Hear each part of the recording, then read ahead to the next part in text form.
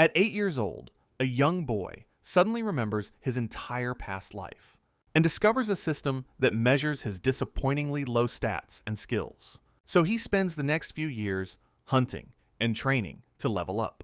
By the age of 13, he has grown much stronger and more confident, which leads him to the prestigious Krattenberg Kingdom's Academy, the world's best. He joins the other new students for a grand welcoming ceremony in the auditorium, where a senior student warmly congratulates them on passing the difficult entrance exams. The boy is filled with excitement, feeling this is his chance for a great life. He listens intently as the speaker preaches about loyalty, pride, and reverence for talent. The speech's intensity is emphasized by a powerful stomp that shakes the stage. Completely amazed, the boy is captivated by the speaker's incredible commanding presence. The senior then explains the school has 6 classes, each representing a knightly order. He introduces the representatives of the Emerald, Yellow, Scarlet, and Blue Dragon orders. Finally, the intimidating representative of the Black Steel Order makes his appearance. A wave of fear washes over the new students, including the protagonist. He realizes that their future class placements will be decided by aptitude tests. The senior continues his speech, offering some final words of important advice. He speaks of the great Krattenberg Kingdom, ruler of the entire continent. Its power is upheld by the 6 legendary knightly orders the students now join. Filled with determination, the students clasp their hands, ready for what comes next. The senior passionately declares that not a single one of them can be absent, prompting a thunderous round of applause from the inspired new students. He introduces himself as Julzard II and officially welcomes them to the academy. Later, as students leave the hall, the boy suddenly stops, hearing something unexpected. He watches other students walk by as he focuses on the conversation ahead, and reflects on the 13 years since he was reincarnated from Japan. Remembering this world is filled with adventurers, dragons, skills, and magic. He came from a poor rural family, the youngest son among 8 siblings, and was told he'd have to make his own way since the eldest inherits everything. This led him to the decision to become a knight for a better life, dreaming of a stable, secure, and high-paying career. Fortunately, his past life knowledge made the academic exams a breeze, while his dedicated training gave him the high stats needed to pass the combat test. Feeling refreshed and confident, he happily strolls down the school hallway until he overhears a concerning conversation and pauses to listen. He spots Julzard telling someone that what he said earlier was his genuine belief. Peeking around a corner, the boy realizes Julzard is the 3rd prince. The prince insists that while at the academy, nobles and commoners must be equals. His companion worries, questioning if he can achieve this all by himself. The boy listens intently, surprised by how serious the prince is about his goal. The prince's companion argues against his ideals, warning him of the negative perception from others. However, the prince remains firm in his conviction, stating that someone has to do it. The protagonist, deeply impressed, understands the prince can't abandon what he believes is right. Suddenly, he's struck by a startling realization, his eyes widening in panic. He remembers the class placements are happening now, and immediately sprints off towards the hall. There, the head instructor, Torgen, addresses the crowd of nervous freshmen. He explains their class will be determined by an aptitude and skill level measurement. A palpable tension fills the air as the students realize the crucial moment has arrived. The protagonist steels himself, knowing this single test will dictate his entire school life. He watches with bated breath as the first student is called forward to be tested.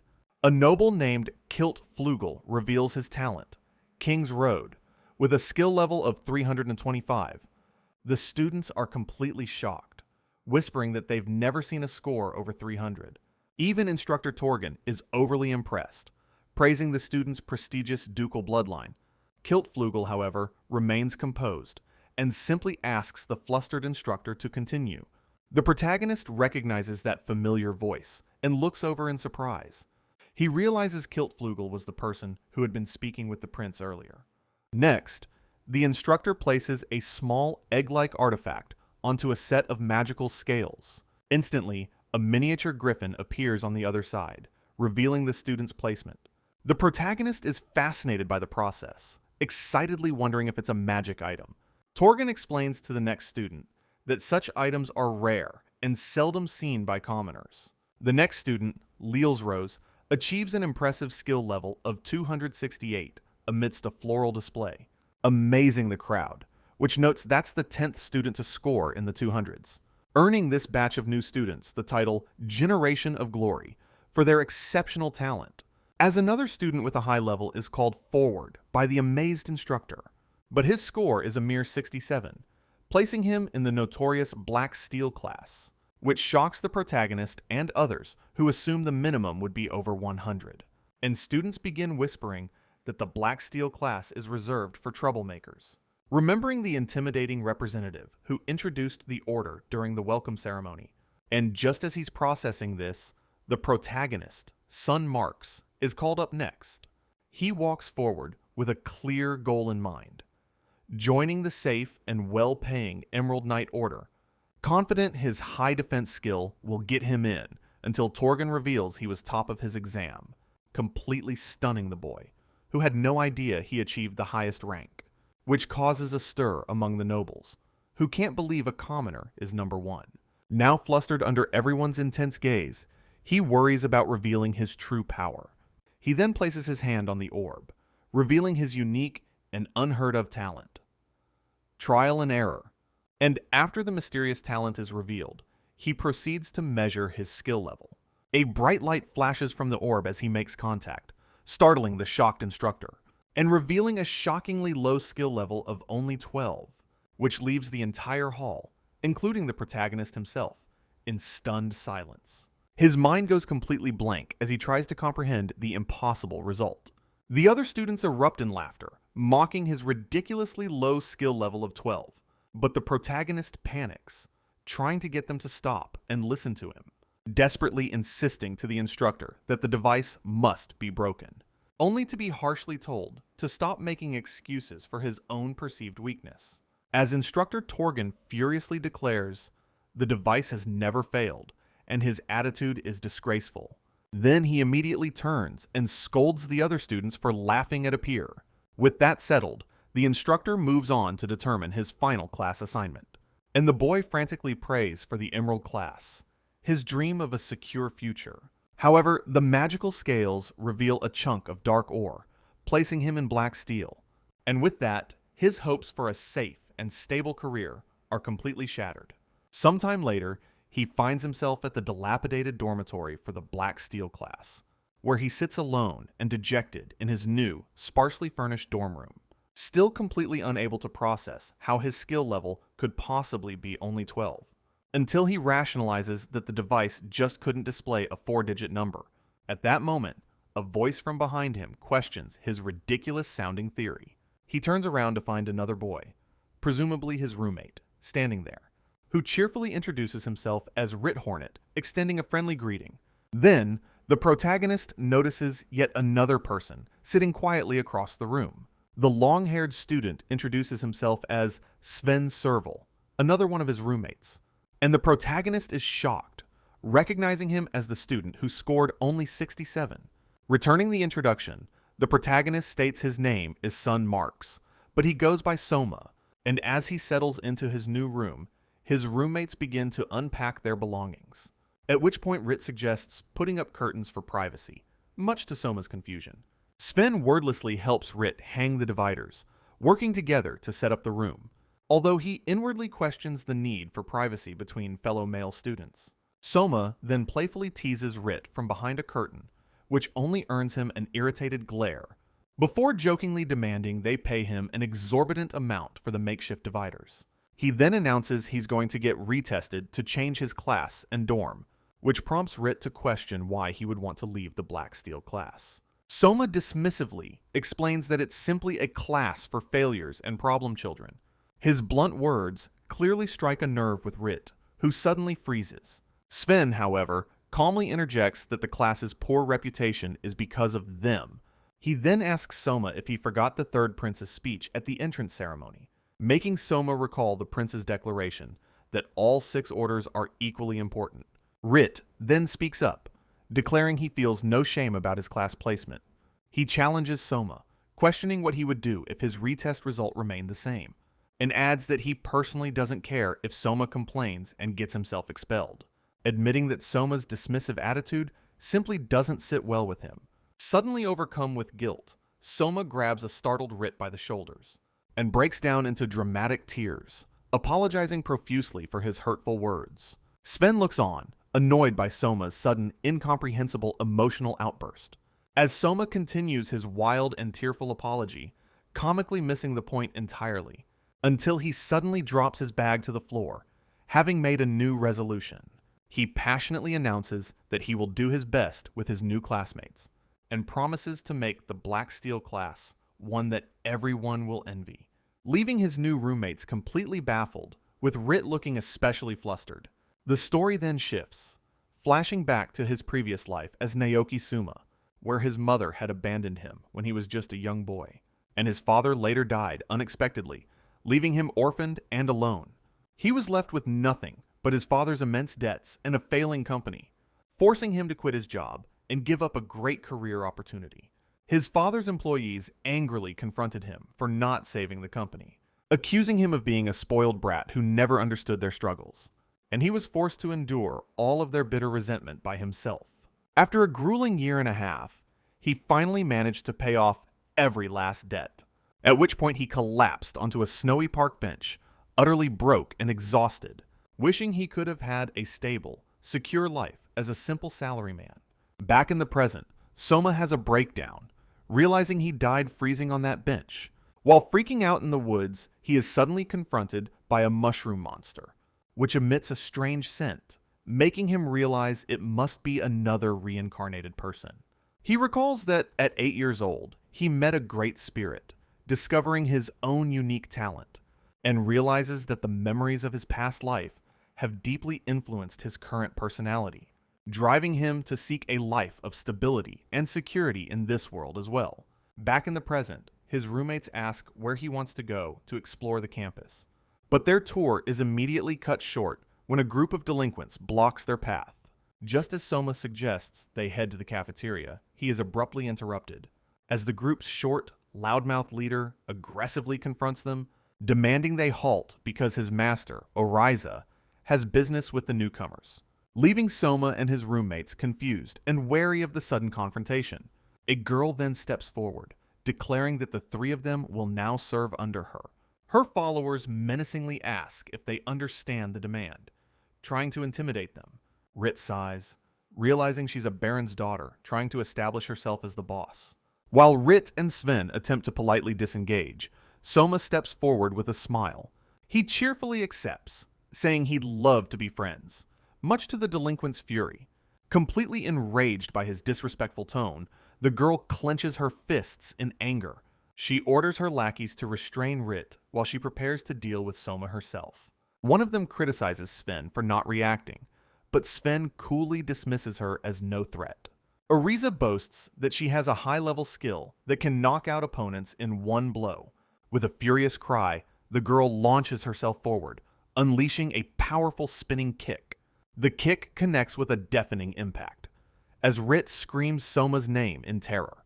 However, Soma easily catches Oriza's kick, calmly pointing out her underwear is visible, which causes her to freeze mid-attack, her face flushing with intense embarrassment. She immediately leaps back in a panic, furiously calling him a pervert.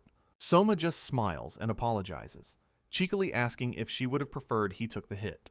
One of her lackeys then yells at the... Soma tries to defuse the situation, but Oriza shouts that he's definitely mistaken. Suddenly, a new group of students arrives, questioning if this is how aspiring knights should act. The group is led by Kiltflugel, a member of the prestigious Largenvelk ducal family. His powerful presence immediately silences Oriza's gang, who look on nervously.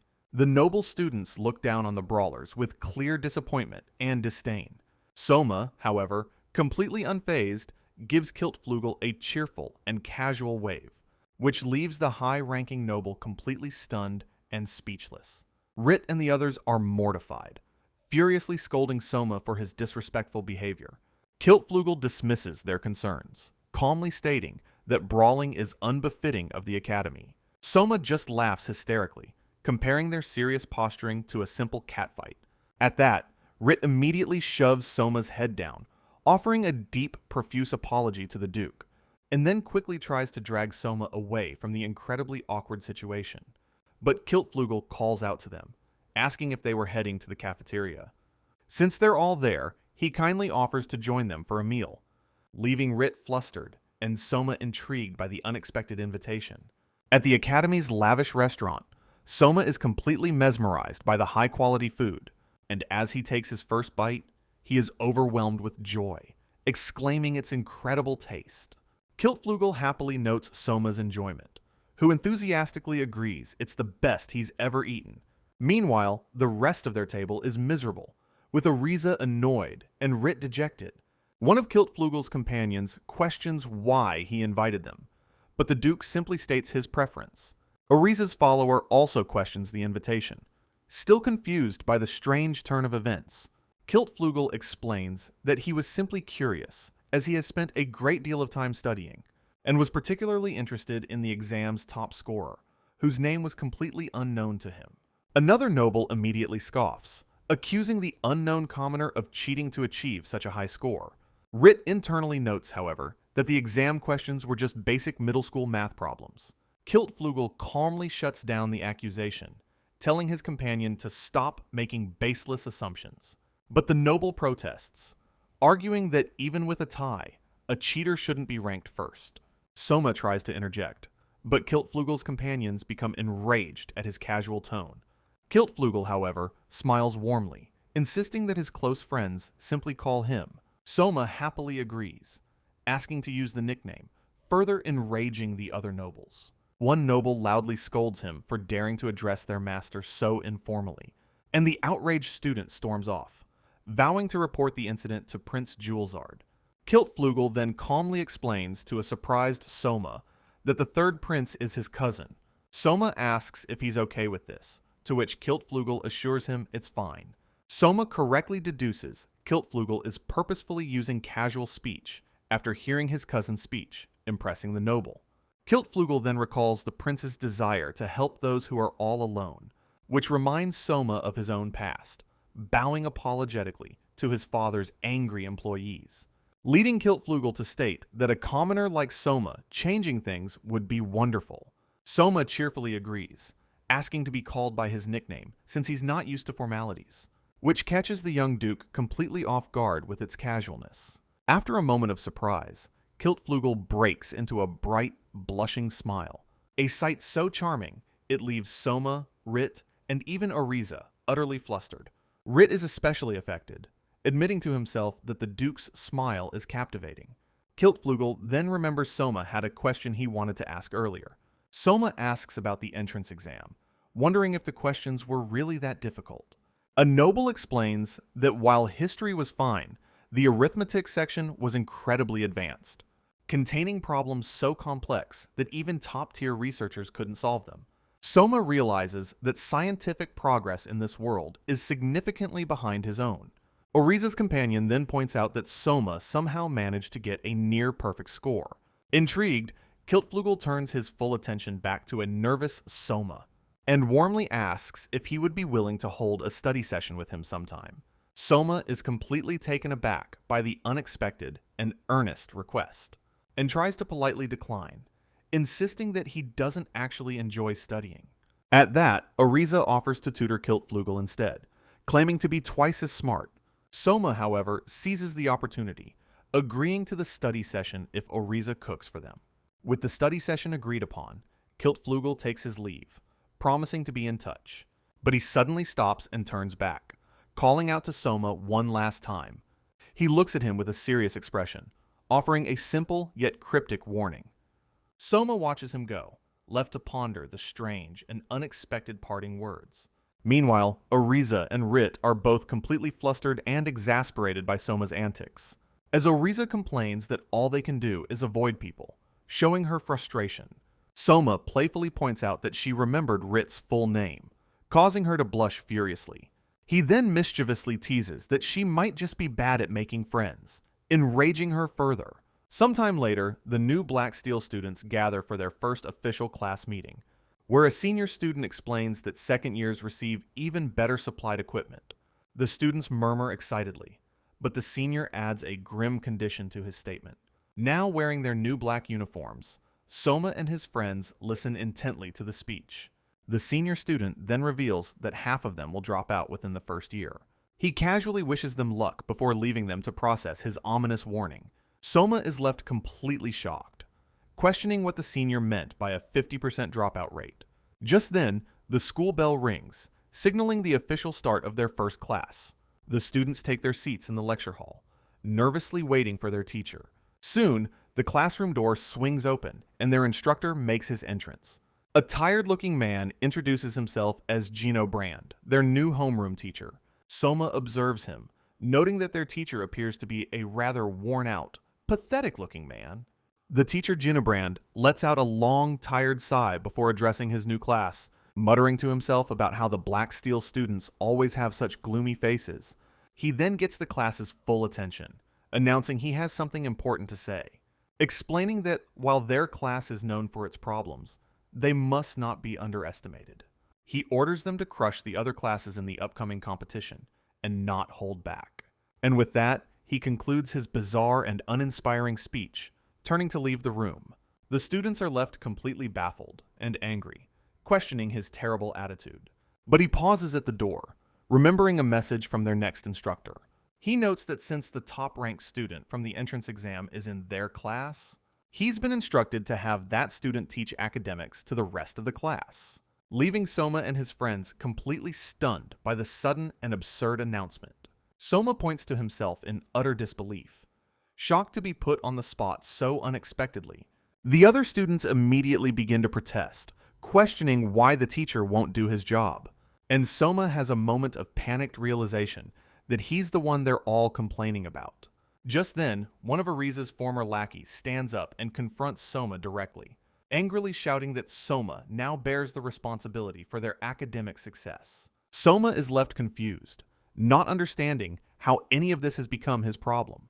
The other students start murmuring, suggesting Soma can handle it since he's so smart. Soma feels the resentment from his classmates rising as Rit looks on with concern, leaving Rit deeply worried about the incredibly difficult situation Soma has been placed in. Soma's resolve hardens as he observes the tense classroom atmosphere around him. He glances towards Rit, touched by his friend's genuine and unwavering concern, and remembers the prince's words, realizing that every night, regardless of class, is important. Suddenly standing up, Soma apologizes for the trouble and confidently declares he will handle it. A classmate expresses disbelief, but Soma casually reassures them it will be fine. The student shouts that it's impossible, but Soma's sharp retort only angers him further. Another student laments how hard they all worked just to get into this prestigious academy. With a piercing gaze, Soma then asks if they aren't humiliated by being treated like garbage. His direct question stuns the entire class, leaving them nervously speechless. He admits his own shame and sets a goal, ensuring not a single student drops out. He passionately declares he will teach them all himself and help everyone level up. His words resonate with a student who acknowledges they must also study and train hard. Filled with purpose, Soma rallies his classmates, vowing to make everyone acknowledge them. Now, the entire class is captivated, listening intently to his every word. With his classmates now behind him, Soma confidently ascends the steps to the podium. He takes his place as their new de facto teacher, ready to lead them from tomorrow. After the impromptu meeting, he walks through the lecture hall with Rit and Sven. He raises a fist in triumph, clearly energized and excited by the new challenge. Rit then approaches him cautiously, asking if he was truly serious about his earlier declaration. Soma confirms he is, stating that if their teachers refuse to teach, they must learn on their own. With a newfound purpose, Soma declares that the three of them should head out together, but a confused Rit immediately asks where exactly they are supposed to be going. Soma cheerfully announces they're going to see their new friend, Kiltflugel, at which point Rit panics, makes a flimsy excuse, and quickly runs away. Soma then invites Sven to train swords with him, who agrees to the idea. Soma notes that Sven seems to be training constantly, every chance he gets. Sven explains his talent is the long and winding road, a path he must walk. stating that he has nothing left but to relentlessly hone his sword skills. Soma is left confused by the vague explanation, unsure what the special talent means. Sven then departs to train alone, leaving Soma to figure out his teaching problem. Soma worries, knowing his past life knowledge is sufficient, but facing a major obstacle.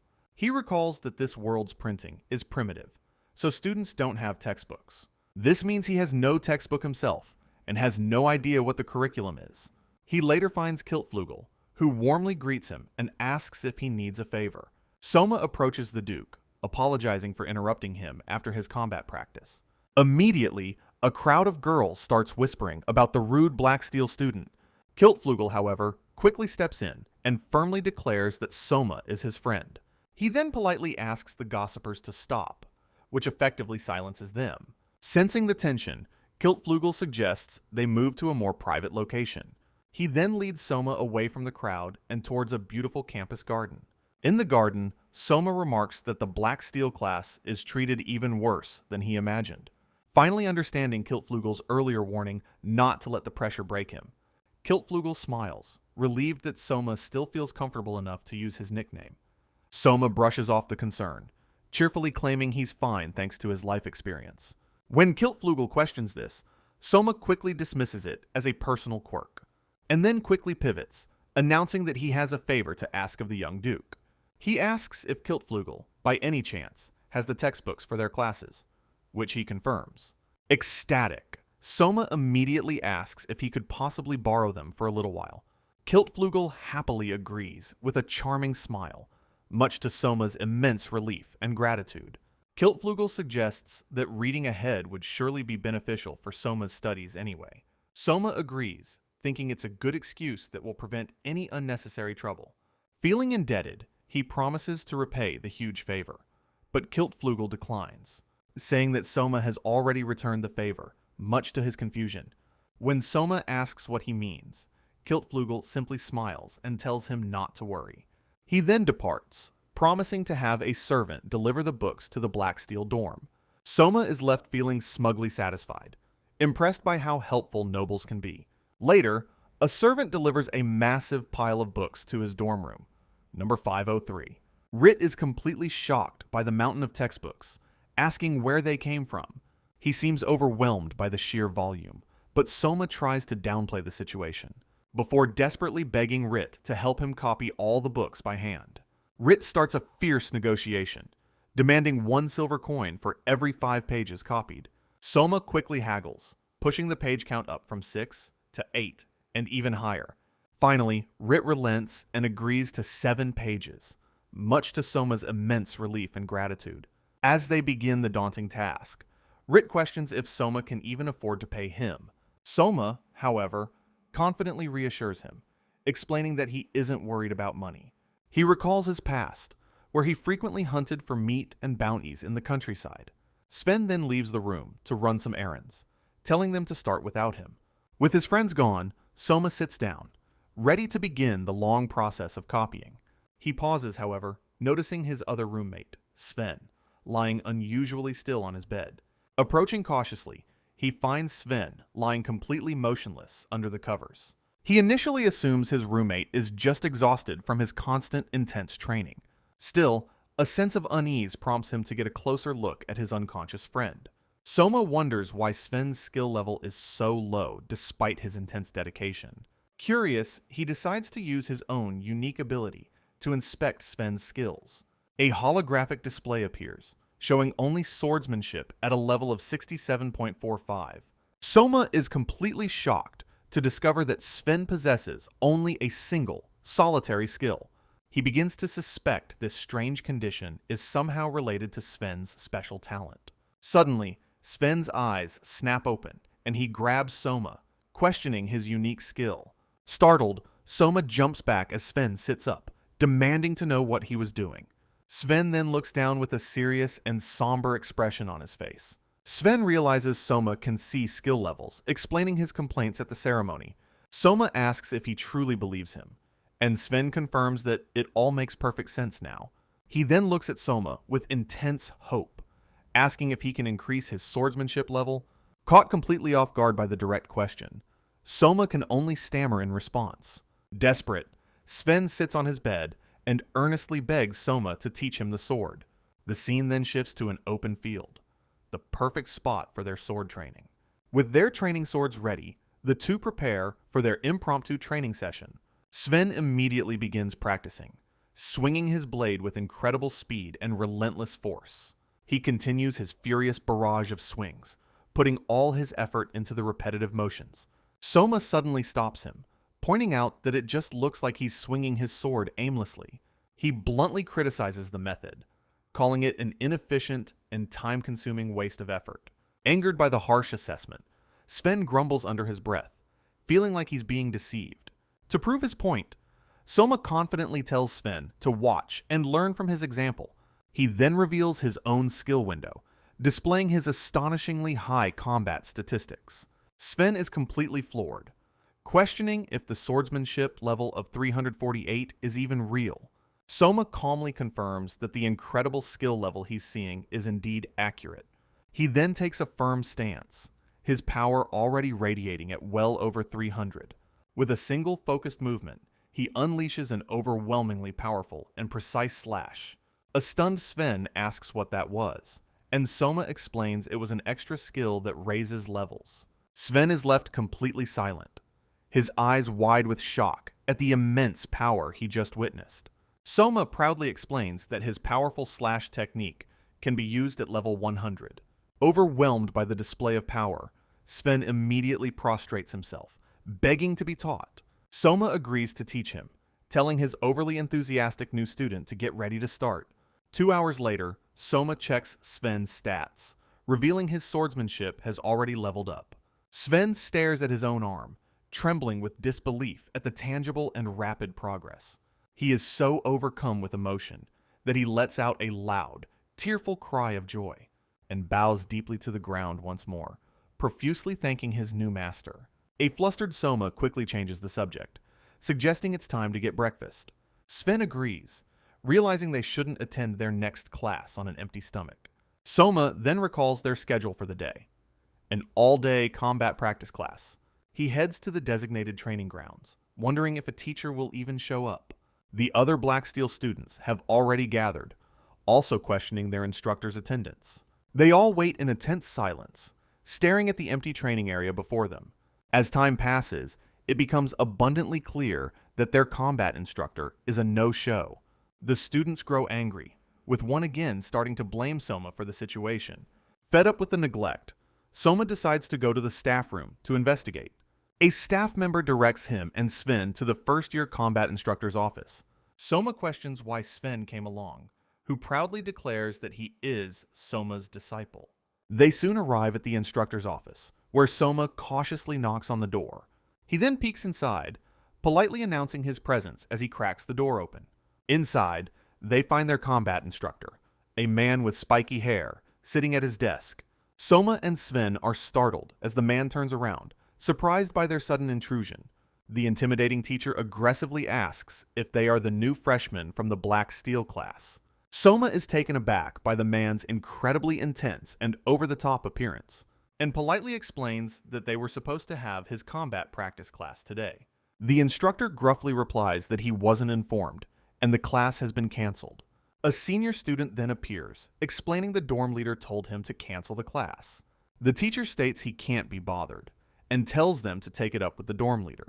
With that, he promptly slams the door, leaving the two students standing in the hallway. Soma then turns to Sven, asking him to relay the news to their waiting classmates. Sven agrees to the request, understanding that Soma has something else he needs to do. As his disciple leaves, Soma realizes he must now confront the dorm leader himself. Sven wishes his new master good luck before heading back to the training grounds. Now alone, a furious Soma marches off, determined to get answers from the dorm leader. It becomes clear that the entire first-year combat class was canceled on a whim. Soma soon arrives at the dorm leader's room, his anger and determination growing. He bangs on the door, demanding to speak with the leader about the canceled class. An angry voice from inside shouts at him to go away, calling him annoying. Undeterred, Soma yells back, threatening to break down the door if he doesn't come out. A voice from within accepts the challenge, daring him to try and force his way in. Soma unleashes a powerful kick, using his life's pulse skill to break open the door. The focused impact strikes the doorknob, shattering it completely and sending it flying. The force of the kick sends the dorm leader tumbling out of his bed in complete shock. Soma then calmly enters the room as the furious leader yells at the scrawny kid, revealing a woman in bed with him, who looks on in terror as he rages at Soma. Soma feigns shock, pointing out that this is supposed to be a men-only dormitory. Enraged, the leader throws a bottle at Soma, shouting that he doesn't care. But Soma effortlessly catches the bottle mid-air with a single hand. He then scolds the leader for skipping class to drink and entertain women, grabbing the man's arm and insisting he get dressed so they can talk properly. Soma begins to drag the struggling, half-naked man towards the lobby for an explanation. The leader, however, manages to break free and escape by jumping out the window. Soma calmly calls after him, telling him to hurry up and meet him in the lobby. He then watches from the broken doorway as the naked senior flees across the lawn. An hour later, the now-dressed leader confronts Soma, who dismisses his empty threats. The entire class gathers around, demanding to know why their combat lessons were canceled. The dorm leader sighs and casually explains that it's simply because there's no money. His bizarre and simplistic answer leaves all the students completely confused. Soma presses him for a more detailed explanation, much to the leader's annoyance, who clarifies that the dorm's funding comes from donations, which are currently insufficient. A student explains that the academy provides absolutely no funding for the individual dorms. The dorm leader adds that since Black Steel has poor alumni, they can't afford combat expenses, and that their first-year combat budget is covered by an annual mock battle with other dorms. When a student suggests just getting a house off campus, the idea is immediately shot down. The leader points out a school rule that mandates all students must live in the dorms. He then mockingly tells Soma to simply change the rules if the situation doesn't suit him, scoffing at the idea that nobles like him can't easily alter the rules they created. Soma and his friends are left completely stunned by this shocking revelation. Another student cries out in disbelief, realizing their senior, Fulchin, is actually a noble. The students start to rationalize, saying they just have to endure it for 1 year. Fulchin, however, quickly crushes their hopes, telling them to abandon that naive idea. He explains that the class with the lowest average on the May test must expel 10% of its students.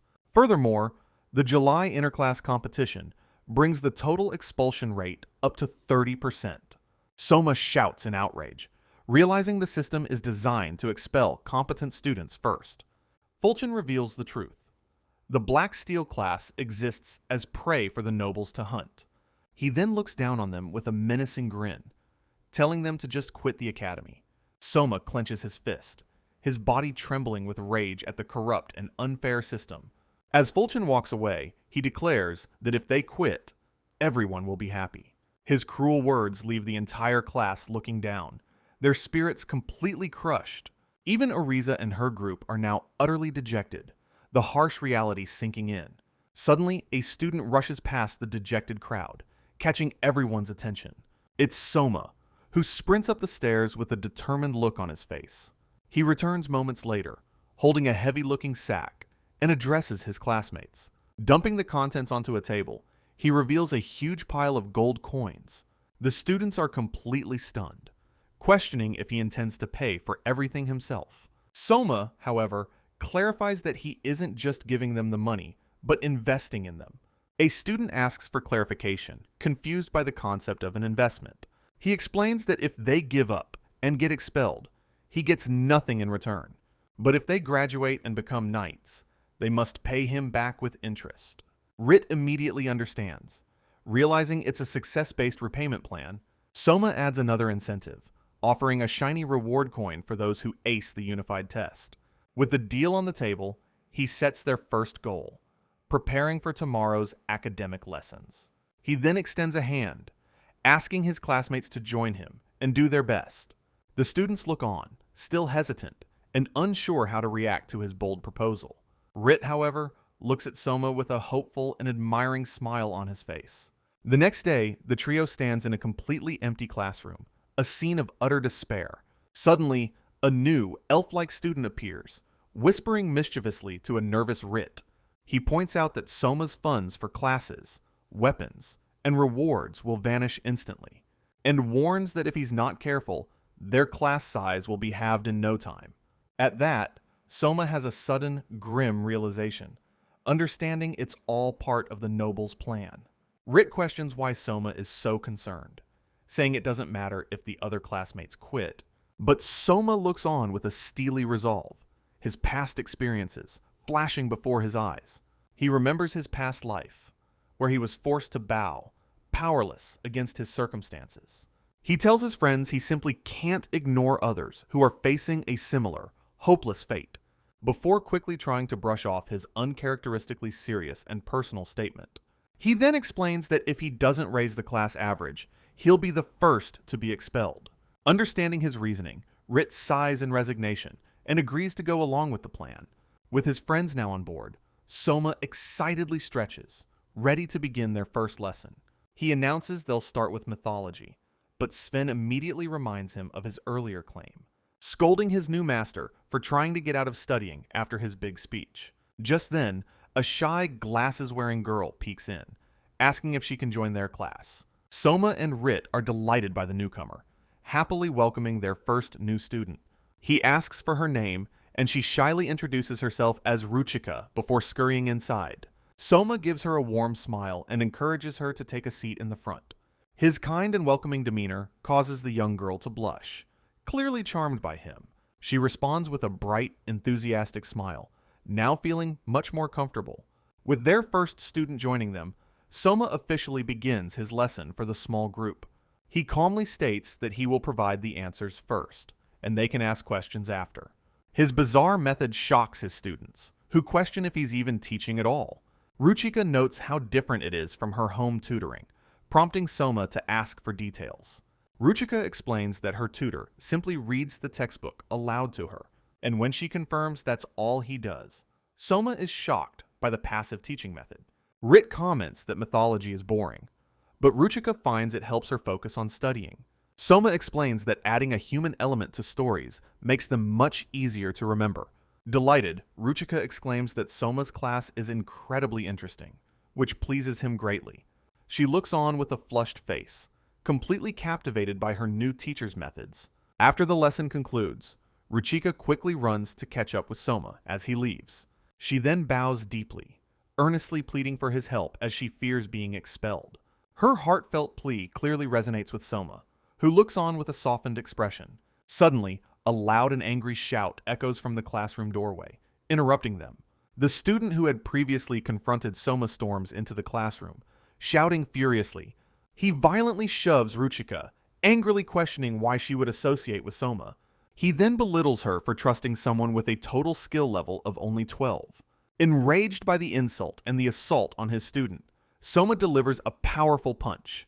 The blow sends the bully flying across the room, knocked completely off his feet. Ruchika, however, rushes past a shocked Soma, crying out for her. She kneels beside the fallen student, revealing the bully is actually her older brother. The mysterious elf-like student watches from the back, questioning if it was all a lie. Just then, a tall, imposing figure appears in the doorway, demanding to know what's going on. Soma looks up, completely startled by yet another unexpected and dramatic arrival. 501.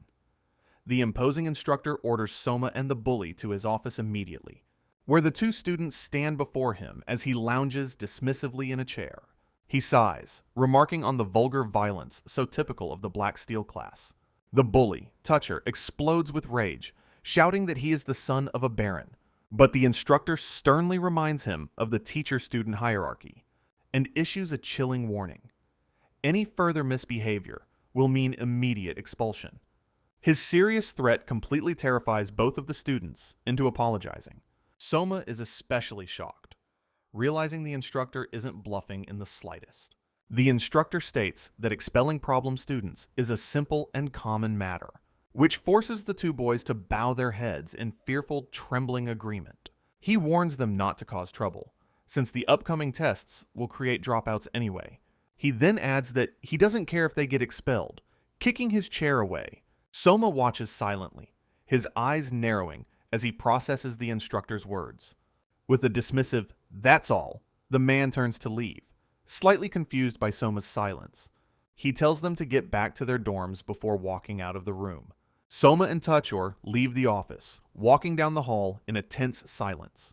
Suddenly, Toucher grabs Soma, angrily vowing that he will never forgive him. Soma, however, remains lost in thought, ignoring the bully's empty threat. Infuriated at being ignored, Toucher yells at him again, getting a minimal response. Soma then walks away, telling his new rival he has somewhere else to be. Soma makes his way to the instructor's office, a room cluttered with research materials, and finds his teacher, Ginobrand, sitting at his desk, looking completely exhausted. The instructor lets out a long, weary sigh, clearly deep in thought and stressed, until his concentration is suddenly shattered by a firm knock at the door. Soma peeks his head in, announcing that he's here to speak with him. He then enters the room with a cheerful smile, ignoring the instructor's annoyance, and casually comments that the messy office looks more like a research lab. Enraged, Ginobrand glares at him, furiously ordering "sun marks" to get out immediately. Soma just smiles playfully, agreeing to be direct and get straight to the point. He then bluntly asks if Ginobrand is trying to get them all expelled on someone's orders.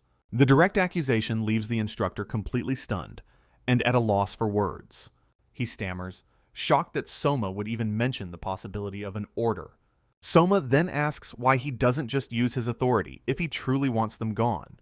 He reasons that the instructor wouldn't have bothered scolding him if he didn't care, which leads him to conclude there must be a reason why he's unable to help them. A flustered Ginobrand denies this, insisting that he's just being cold to them. Soma presses on, asking if some kind of compensation is involved, perhaps for his research. The question clearly strikes a nerve as the instructor angrily tells him to stop talking. He then sighs in frustration, realizing that the fight with Toucher brought Soma to him. The instructor finally delivers a grim warning. More people want Soma expelled than he realizes. The instructor explains that other teachers refuse to teach the Black Steel class, and then places the blame squarely on Soma, leaving the boy completely baffled. Because a commoner outperforming a noble is simply unacceptable in their society, especially with the high expectations placed upon the so-called generation of glory. As if a commoner were to top the class, nobles would rather die than face the shame, which leads Soma to point out the blatant discrimination behind their talk of equality. But the instructor retorts that this unfair system has existed for hundreds of years, and it's simply expected that commoners and Black Steel students accept their fate. Now seeing that Soma understands the situation, he picks up a book from his desk, causing Soma to clench his fist in silent, simmering frustration and anger. He angrily points out they're just 13-year-old kids who are still developing, and furiously shouts that adults have no right to arbitrarily decide their future. His passionate outburst leaves the instructor completely speechless and taken aback, as Soma calmly explains that he has been formulating a plan of his own, declaring his intent to raise the scores for every single Black Steel student. The instructor immediately dismisses the idea, bluntly stating that it's impossible. But Soma vows to try anyway, promising not to complain if he fails and gets expelled, which causes the corner of the instructor's mouth to curl into a subtle smile. He then gives Soma a final command: let no one quit before the upcoming test. And as Soma listens from the doorway, a look of understanding dawns on his face. With a grateful farewell, Soma leaves the office, promising to return for more advice. Upon returning to the dorms, he's greeted by Oriza, who says she successfully persuaded everyone. He then sees that his other classmates have gathered in the lobby, awaiting his return. A completely baffled Soma turns to Oriza, asking her what she's talking about. She points dramatically, declaring that she and her followers will now attend his classes. Soma is overjoyed by the news, tearfully thanking her for rallying the students. He then playfully teases the blushing girl, calling her his underling, much to her fury.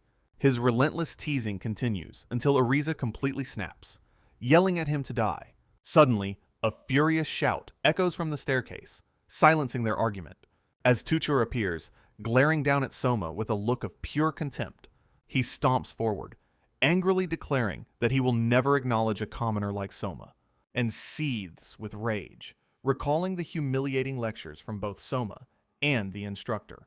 Oriza tries to warn him against causing more trouble, but he furiously brushes her aside.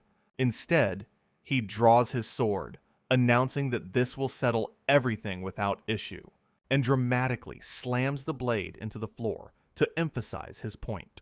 He then formally challenges Soma to a duel, staking his noble family's name on it. The following day, the two opponents face each other in a packed arena. In the crowd, Oriza and the others worry, knowing Tachor should be a powerful fighter. Her opponent points out his lack of armor, but Soma just smiles back confidently. Tachor scoffs, warning him that he could be killed by accident if he doesn't surrender. Frustrated by the turn of events, Rit storms off, telling them to do as they please. The referee then officially announces the start of the duel, following Kingdom tradition, declaring that for this match, they will be treated as apprentice knights with witnesses. As the crowd cheers, Tachor vows to show Soma his family's secret spearmanship. With a sharp cry from the referee, the duel officially begins. Tachor immediately charges forward, as Soma calmly anticipates some kind of spearmanship skill, expecting his opponent to activate a special technique at any moment. But instead, Soma activates his own skill, Life's Pulse, in response, only for Tachor to throw a handful of dirt right into his face. Soma easily dodges the cheap trick, noting its poor execution. Realizing it was just a feint to set up for a follow-up attack, he lands perfectly, now ready to deliver a truly serious blow. The two opponents face each other once more, resetting their positions. The crowd erupts in confusion, unable to believe a level 12 could move so fast, which leaves Soma himself looking slightly confused by their reaction. Tachor dismisses the move as a lucky fluke and charges forward once again. Expecting another feint, Soma easily sidesteps the incoming attack, but instead catches the weapon with his bare hands, using his shock absorber skill. Tachor's eyes widen in shock, realizing a real counterattack is coming, as Soma channels power into his fist, ready to end the duel with one blow. Soma easily disarms his opponent, using the spear to slam him into the ground, before effortlessly flipping him through the air, sending him crashing down hard. He then challenges the fallen Tachor to show him his real skills, as the referee declares the winner. But Tachor is completely knocked out, with his sister Ruchika rushing to his side. Soma looks down, holding the spear with a look of utter disappointment. As the referee officially declares Sun Marks the victor of the duel, he crouches in dejection, questioning his anticlimactic win, while Sven cheers for his master. Sometime later, the school bells ring, signaling the start of classes, where Soma is now teaching a surprisingly full classroom of Black Steel students. He announces that he will now begin writing out the arithmetic problems for them, as after the duel, the number of students attending his lessons had greatly increased. Tachor, however, has locked himself in his room, leaving the remaining students without a leader, who now stand around aimlessly, unsure of what they should do next. After a grueling day of teaching, Soma collapses onto his desk, completely exhausted. Sven looks on, impressed by his master's incredible stamina and dedication. Ruchika also shows her concern, telling him she'll check on his progress in the morning. But Sven enthusiastically suggests they go train with swords, much to Soma's horror. Just then, the mysterious elf-like student from before approaches him and apologizes. Their conversation is interrupted by a servant at the door, asking for Sun Marks, leaving the trio completely surprised by the unexpected and formal visit. Soma finds himself summoned to a lavish room where Kiltflugel is waiting for him. He casually dismisses the formality, reassuring the young duke that everything is fine. The two sit down together, but Soma seems a bit tense in the formal setting.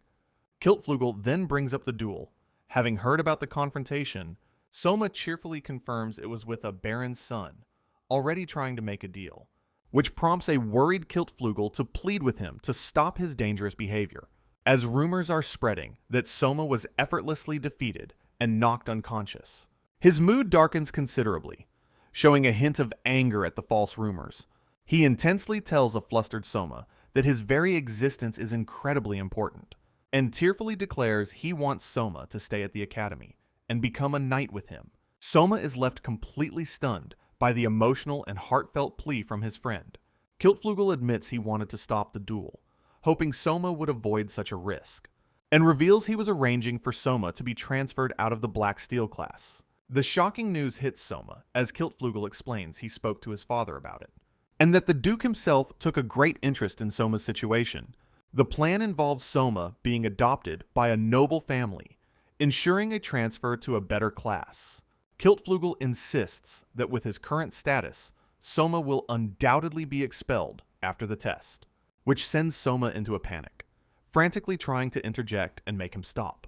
He takes a moment to compose himself, clearly overwhelmed by the drastic plan, before firmly declaring that he has decided to do his best in the Black Steel class.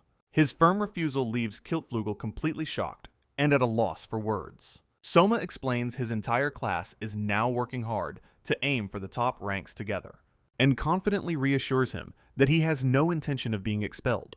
He then points out that Kiltflugel himself seems to be forgetting something important. But as the young Duke starts to protest, Soma continues with his point, reminding him that their 6 classes represent the 6 legendary knightly orders, and pointedly asks if they aren't all equally important and necessary for the kingdom. Soma tells him he shouldn't be the one to devalue any of those orders. His words strike a deep chord, leaving Kiltflugel blushing and overcome with emotion. As he realizes the hypocrisy of his own actions and tears well up in his eyes, Soma gently pats his head, telling him it's okay since no mistake was actually made, and playfully tells his flustered friend not to get so worked up over it. He then challenges him directly, asking if he'll let the proud White-Silver class lose. At that, Kiltflugel's eyes widen with a new, fiery sense of determination, and he tearfully accepts the challenge, promising to compete against him. Soma smiles, declaring himself Kiltflugel's greatest rival and asking if he is ready. With their rivalry now declared, the two friends share a determined laugh. Just then, a servant arrives with the steak Kiltflugel had prepared for their meal. The scene then fades to black, signifying a transition in time or place, before shifting to a peaceful, sunlit garden path somewhere on the academy grounds. Soma strolls happily through a garden, still savoring the delicious steak he just ate.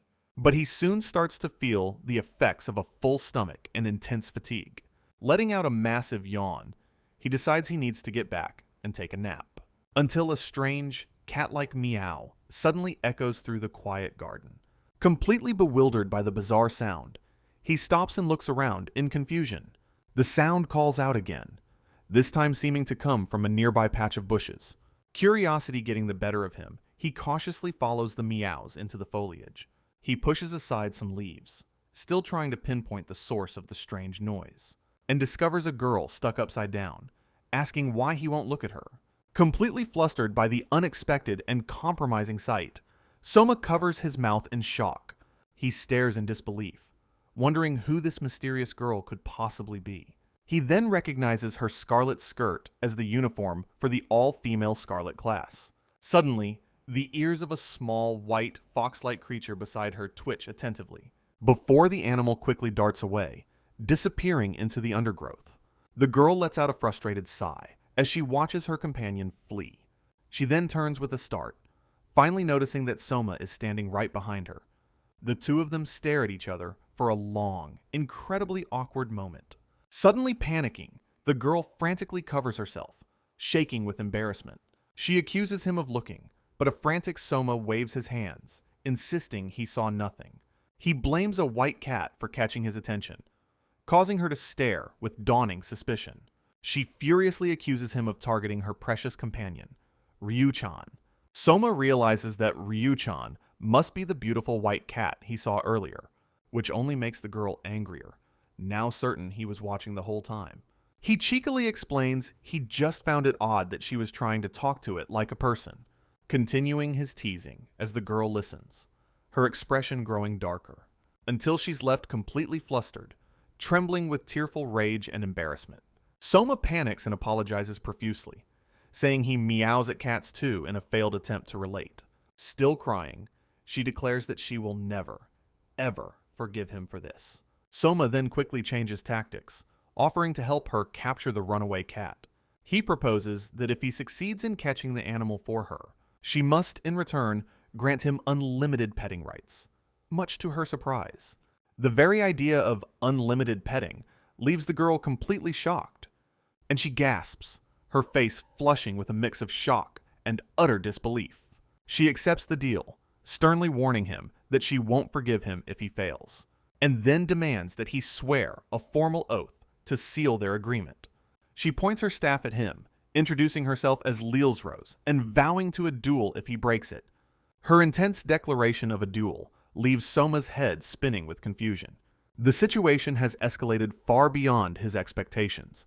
As he returns to his dorm, number 503, the next morning, he wakes up in his bed, letting out a long, tired yawn, only to find Rit is already awake and hard at work copying the textbooks. Soma asks Rit if he knows anything about a girl named Leelsrose Axia, who looks up from his work with a tired and unimpressed expression. Sven, from his bed, identifies her as the Sword Princess of the Blizzard. Intrigued by the dramatic title, Soma presses Rit for more details. Rit explains that, after Kiltflugel, she's the most famous student in their year, and is known for being incredibly strict and unapproachable, a waste of her beauty. Soma struggles to reconcile this description with the crying girl he met. He then remembers her impressive skill level of over 250 during the aptitude test, and realizes that with a nickname like Sword Princess, she must be incredibly strong, which makes him absolutely certain that he does not want to fight her. Rit then questions Soma's sudden and intense interest in Leelsrose, jokingly asking if he's planning to make a move on the infamous Sword Princess. He then laughs it off, saying she'd never associate with Soma, and returns to his work, casually pulling another book from the large pile he needs to copy. Soma observes his friend for a moment, impressed by his dedication, but Rit just shrugs it off, saying that this much is nothing to him. Soma then recalls that Rit wanted to tell him something earlier, which makes him flinch. Rit keeps his head down, pretending to focus intently on his writing, before quietly addressing Soma, still refusing to make any eye contact. Finally, he turns to his friend and apologizes, saying he needs to confess something. Soma looks on with a confused expression, sensing his friend's distress. And seeing his somber mood, he gently asks if something is wrong. Rit then admits he was sure Soma would lose, hoping it would end his foolish delusions. The phrase, foolish delusions, catches Soma completely off guard, leaving him speechless. At which point Rit clarifies, referring to Soma's grand plan to level up their entire class. Soma realizes Rit still has no idea his true skill level is actually over 1,000. He tries to brush it off, saying it's understandable, but Rit is not convinced. Instead, Rit breaks down, tearfully confessing he thought Soma getting hurt would be good medicine. Overcome with self-loathing, he calls himself the worst for wishing ill on his roommate. Soma looks at his crying friend, his expression softening with deep understanding and empathy. Now filled with new resolve, Rit declares he will see Soma's plan through to the very end. His friend's heartfelt declaration leaves Soma listening in thoughtful silence. Rit then brings up Kiltflugel, pounding his fist with a look of fierce determination. Soma smiles gently, touched by how seriously Rit is trying to atone for his mistake. A new idea suddenly strikes Rit as he taps the freshly copied textbook pages. He then asks with a grin if Soma will teach him everything, much to his friend's dismay. Completely exhausted, Soma can only groan at his friend's sudden, overwhelming enthusiasm. The scene then fades out, marking the end of their long and emotional day. Later that night, Rit lies awake in his bed, staring thoughtfully at the ceiling, while nearby, their other roommate, Sven, is already fast asleep after his training.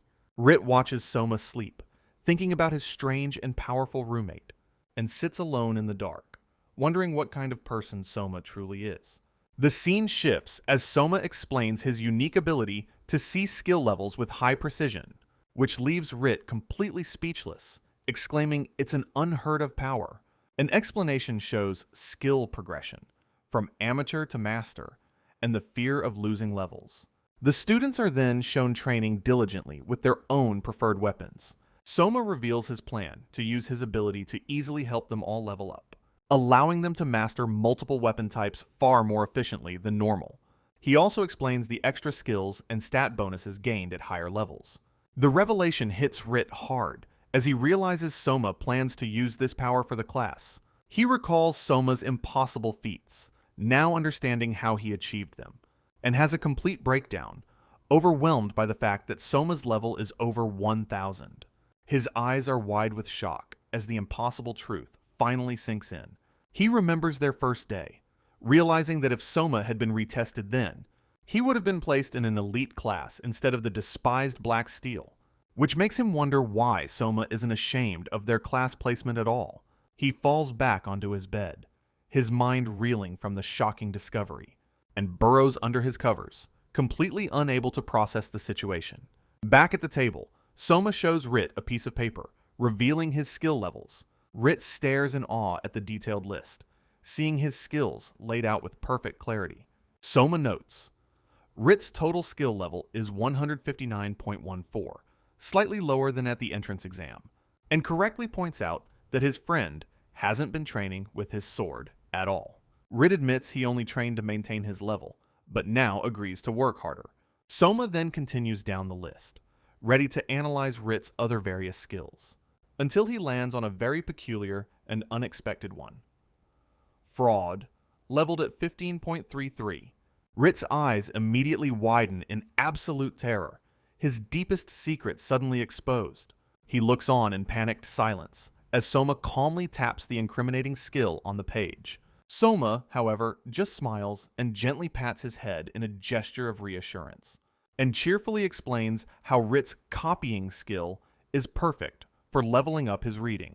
Later that night, Rit lies awake, still processing the day's surprising events, and clutches his blanket, overwhelmed by Soma's complete understanding and acceptance. A few days later, the school bells ring as Rit continues his diligent studies. He focuses intently on his work, meticulously filling a notebook with copied notes. The lecture hall is now packed, with nearly every Black Steel student attending Soma's class. He notes the daily increase in attendance, with only Toucher and his group still absent. Ruchika explains that his reputation as an easy-to-understand teacher has quickly spread. As she waves goodbye, she reminds him the unified test is now less than 2 weeks away. After class, Soma stands alone, pondering how to best prepare for the upcoming exam. He struggles to come up with a solid plan, feeling completely stuck and unsure what to do. Suddenly, a brilliant idea strikes him as he recalls his well-connected friend, Kiltflugel.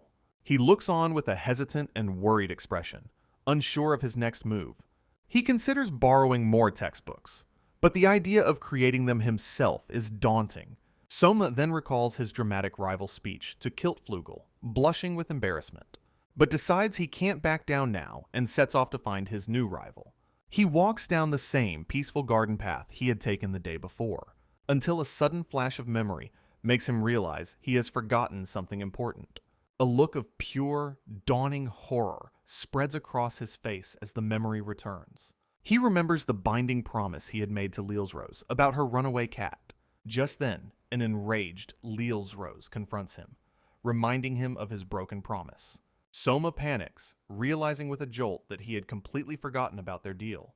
She glares at him with an expression of pure, unadulterated fury, ready to attack. A terrified Soma begins to stammer, frantically trying to come up with an excuse, and desperately insists that he hadn't forgotten their important promise at all. Leelsrose immediately calls him a liar, pointing out his earlier, clearly shocked expression. He tries to explain, saying he's just been incredibly busy preparing for the unified test. Unimpressed, she brandishes her staff and furiously declares it's time for their duel.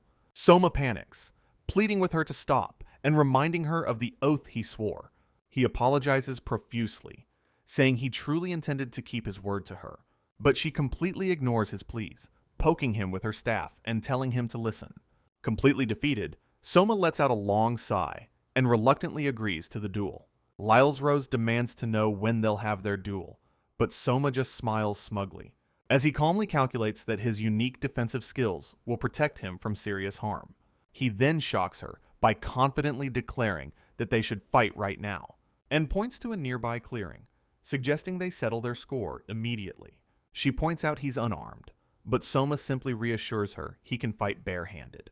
The two then face off in the clearing, standing a considerable distance apart, at which point Leelsrose unsheathes her staff, revealing a long, deadly blade. She brandishes the weapon, warning him to prepare himself for the consequences. Soma immediately panics, realizing it's a real sword, and he might have underestimated her. She sternly tells him to give the signal to begin their impromptu duel, but he casually gestures for her to make the first move, saying he's ready anytime. Taking a firm stance, she steps forward, vowing not to hold anything back, and lunges forward with incredible speed, thrusting her sword directly at his arm. Soma easily dodges the attack, thinking to himself that she's being too gentle. She immediately spins around, launching a powerful follow-up slash without hesitation. Just as her attack is about to land, Soma bends down and quickly grabs a rock. He then uses the rock to perfectly parry her sword, sending sparks flying everywhere. In the next moment, he's behind her, holding her in place as her sword hits the ground. Leelsrose is left completely breathless, stunned by his unbelievable speed and strength. Soma holds up the rock he used, cheekily asking if it's fair to use it during a duel. Furious, Leelsrose breaks free from his grasp and prepares to attack once again. Soma internally notes her lack of experience, concluding she has no extra bonuses yet. He then suggests they stop the duel, pointing out that her sword is now broken, and offers to focus on catching her cat if she agrees to end the fight. However, she tightens her grip on the broken blade, declaring that it's not over yet. She warns him that she didn't want to use this, before unleashing a powerful extra skill. With a furious cry, she unleashes her ultimate attack. Pierce Flash! A blinding beam of energy shoots from her broken sword, racing directly towards Soma. He braces himself against the powerful shockwave, using his shock absorber skill. The immense force of the blast pushes him back, but he manages to hold his ground. A deafening explosion echoes through the clearing as her powerful attack makes impact. Soma stands firm as the rock he used to block the blast crumbles into dust. His opponent is left completely stunned, unable to believe he survived her attack. Before she can recover, Soma closes the distance between them in a single, fluid motion and easily grabs her arm, completely stopping her in her tracks. He then calmly points out that he could have easily crushed her eyes or broken her arm. His cold, serious warning leaves a terrified Leelsrose completely at a loss for words. Suddenly, his demeanor shatters as he whines about how much his hand hurts from the impact. Utterly defeated, Leelsrose collapses to her knees, her broken sword falling beside her. Soma then picks up her weapon, looking down at her with a thoughtful expression. Suddenly, she offers her broken sword to a shocked Soma, surrendering her life. But he furiously grabs the hilt, angrily questioning what she thinks she's doing. With a sharp tug, he completely disarms her, pulling the weapon from her grasp. She struggles against him, furiously shouting for him to let go of her. He then tosses the broken sword aside, sending it flying into the nearby woods, and demands to know if she was really planning to die over their little duel. She solemnly explains that as a daughter of a noble house, death is expected in defeat. In response, he gives her a firm, almost comical chop right on top of her head, only to immediately start whining that his hand now hurts from the sharp impact. He then sternly orders the crying, bewildered girl to sit properly on the ground. Startled by his command, she immediately complies with a sharp, almost military-like precision. He then lectures her, stating that life isn't so cheap that she should throw it away, and continues his passionate speech, saying that losing is sometimes necessary for success. His unexpected and profound words leave Leelsrose completely stunned into silence. She quietly looks up at him, timidly asking if her entire way of thinking was wrong. Soma abruptly turns away, shouting that he doesn't know, which only confuses her more. He then scolds her for trying to get easy answers from other people, and passionately tells her to think for herself, or she'll die without a second thought. Leelsrose looks down sadly, admitting that she doesn't know how, as she's never had to. Soma pauses, thoughtfully realizing it's a difficult thing to ask of someone raised that way.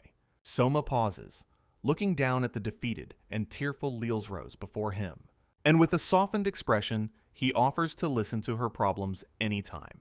Her face immediately lights up with hope, eagerly asking if he truly means it. He clarifies he won't provide answers, but she's still overjoyed by his kind offer.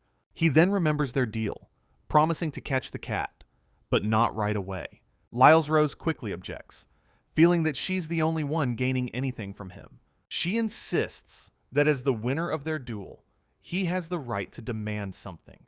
Soma tries to brush it off, but she adamantly refuses, insisting he claim his prize. Her stubborn persistence leaves Soma looking completely exasperated by the situation, until a brilliant idea suddenly strikes him as he remembers something he needs. He points, asking a question that startles her so much she sprouts cat ears and a tail. He then admits that his request might be a bit difficult for her to fulfill. Later that night, the same garden path is now shrouded in complete darkness. Soma nervously walks along, noting how eerie and unfamiliar it is after sunset. Suddenly, a figure emerges from the bushes, revealing itself to be the dorm leader, Fulchen. Completely startled, Soma jumps back with a yelp, shocked by his senior's appearance. Fulchen immediately tackles him, silencing him as a patrolling guard passes by. The confused guard eventually leaves as Fulchen scolds Soma for his loud outburst. Soma panics, realizing they could face a week of solitary confinement if discovered. Fulchen then comments that it seems Soma went ahead with the plan, leaving him confused. Fulchen playfully teases Soma about a late-night rendezvous, which he quickly denies. He then reveals he's on patrol for the yellow class, warning Soma not to get caught. Soma watches him go, now nervously trying to get his senior's help while avoiding guards. He soon arrives at the impressive Scarlet class dormitory, where Lyles Rose is waiting. She emerges from the dorm, silently walking towards him while holding a stack of papers. She then suggests they move to a more secluded spot to talk, away from the main path. The two find a quiet gazebo nearby, sitting down on a bench under the moonlight. Lyles Rose presents the papers, revealing they are the past exam questions from last year. A shocked Soma expresses his surprise, unaware that old exam papers were even kept. His expression darkens as he realizes the Black Steel seniors have been hoarding these. She explains she can only lend the papers for one night, which Soma says is more than enough. He asks for 5 years' worth, but she admits she can only manage 1 year at a time. She then reveals the test scope is the same as last year, surprising Soma with her intel. Lyles Rose explains that her Scarlet class is always the first to receive important information. Soma connects this to their information-gathering classes, finding the implications scandalous. With a bright smile, he profusely thanks Lyles Rose, telling her this is an enormous help. His genuine gratitude leaves her completely flustered and struggling to find her words. Soma then questions his own formal way of addressing her, wondering if it's correct. She reminds him that since they're at the academy, such formal titles are unnecessary. She then blushes, asking him to call her by her nickname, Lies, since they are equals. He happily agrees, telling her to just call him Soma, like the third prince does. The idea of being close friends flusters her, but Soma insists it's normal for his pals. She reluctantly agrees, and Soma playfully asks what he should call her in return. Lies explains that her close friends simply call her Liary, which Soma happily accepts. With a bright smile, he calls her Liary, earning a shy, blushing Soma-san in return. As she leaves, Soma feels flustered, not used to being called by his name so familiarly. He walks home under the stars, blaming his youthful 13-year-old body for his racing heart. The scene then shifts as he finally arrives back at the Black Steel dormitory and makes his way back to his room, number 503, after a very long night. Upon entering, however, he finds Rit already holding the exam papers he brought back. His roommate looks at him with grave concern, seriously warning him that thievery is bad. Soma furiously denies stealing them, insisting he properly borrowed the documents. Rit remains completely unconvinced, demanding to know who he could have borrowed them from. With a smug grin, Soma then teases him, asking what class his friend Liary is in. A surprised Rit replies, Scarlet, letting out a low whistle of pure astonishment. He asks how Soma possibly persuaded her, but quickly decides it doesn't matter. Soma then boasts about his night patrol with Fulchen, which leaves Rit completely shocked. Rit quickly dismisses it, focusing on their urgent need to copy the exam papers. He suddenly pauses, however, remembering an important and irregular detail about their deal. With a serious look, he holds up 2 fingers and firmly demands double pay for this job. Soma tries to haggle the price down to 1.5 times the normal rate, but Rit stands firm, smugly accepting the double pay as Soma collapses in defeat. With the deal settled, the two immediately begin analyzing the papers to prepare lessons. Soma is filled with a new determination, vowing to succeed in the remaining 2 weeks. As they work, Rit asks why he's so concerned about the Emerald and Black Steel classes, explaining later to his classmates that his acquaintances have been asking about their lessons. Soma is surprised, admitting he didn't think anyone cared about the Black Steel class. A student clarifies that this year the Emerald class's instructor is apparently incompetent. Another adds that with Soma leading them, they're worried Black Steel might surpass them, which makes them realize there's a real possibility of being overtaken for the first time. Soma, however, thinks to himself that his true goal is surpassing the White-Silver class. Just then, a student suggests selling his notes, which sends Soma into a comical rage. He then calls over to Ariza, ignoring her followers who tell him not to be so familiar. 2 of her lackeys start brawling and quickly run away, much to her annoyance. She angrily confronts Soma, demanding to know why he's addressing her so casually. He tries to explain his plan, but she cuts him off, insisting he listen to her first. She then reveals that her followers have been secretly selling his notes to the Emerald class, explaining that their recent, uncharacteristic gift-giving made her deeply suspicious. With a triumphant punch, she declares she beat the truth out of them for their betrayal. Soma is just shocked a noble girl would refuse gifts, a sentiment she seems to share. Soma tries to haggle for a 1.5 times bonus, but Rit isn't having it. Defeated, Soma agrees to the double pay, as a smug Rit accepts the deal. With their business settled, they immediately start analyzing the past exam papers. Soma feels the pressure, vowing to succeed with less than 2 weeks remaining. As they work, Rit asks why he's so concerned about the Emerald class, which surprises Soma. Later, his classmates explain that students from other classes are asking about his lessons. He expresses genuine surprise, admitting he thought no one cared about the Black Steel class. A student explains that the Emerald class's instructor is rumored to be incompetent this year. Another adds they're worried Soma will raise their average, potentially overtaking them. This makes them realize that for the first time, Emerald might be surpassed by Black Steel. Soma, however, is unfazed, his sights already set on the top-ranked White-Silver class. The suggestion of selling his notes to them, however, sends Soma into a terrifying rage. He then calls over to Ariza, ignoring her followers' complaint about his casual tone. Meanwhile, 2 of her former lackeys run off, shouting about getting revenge. An annoyed Ariza then confronts him, questioning why he's being so informal. He tries to speak, but she angrily cuts him off, insisting that he listen to her first. She reveals her followers were the ones who sold his notes to the Emerald class. She explains their recent gift-giving made her suspicious, as they're from poor noble families. With a triumphant punch, she declares she beat the truth out of them for their betrayal. Soma is just shocked a noble girl would refuse gifts, a sentiment she seems to share. Soma looks on with a hesitant and worried expression, unsure of his next move. He considers borrowing more textbooks, but the idea of creating them himself is daunting. Soma then recalls his dramatic rival's speech to Kiltflugel, blushing with embarrassment, but decides he can't back down now and sets off to find his new rival. He walks down the same peaceful garden path he had taken the day before, until a sudden flash of memory makes him realize he has forgotten something important. A look of pure, dawning horror spreads across his face as the memory returns. He remembers the binding promise he had made to Leelsrose about her runaway cat. Just then, an enraged Leelsrose confronts him, reminding him of his broken promise. Soma panics, realizing with a jolt that he had completely forgotten about their deal. She glares at him with an expression of pure, unadulterated fury, ready to attack. A terrified Soma begins to stammer, frantically trying to come up with an excuse, and desperately insists that he hadn't forgotten their important promise at all. Leelsrose immediately calls him a liar, pointing out his earlier, clearly shocked expression. He tries to explain, saying he's just been incredibly busy preparing for the unified test. Unimpressed, she brandishes her staff and furiously declares it's time for their duel. Soma panics, pleading with her to stop and reminding her of the oath he swore.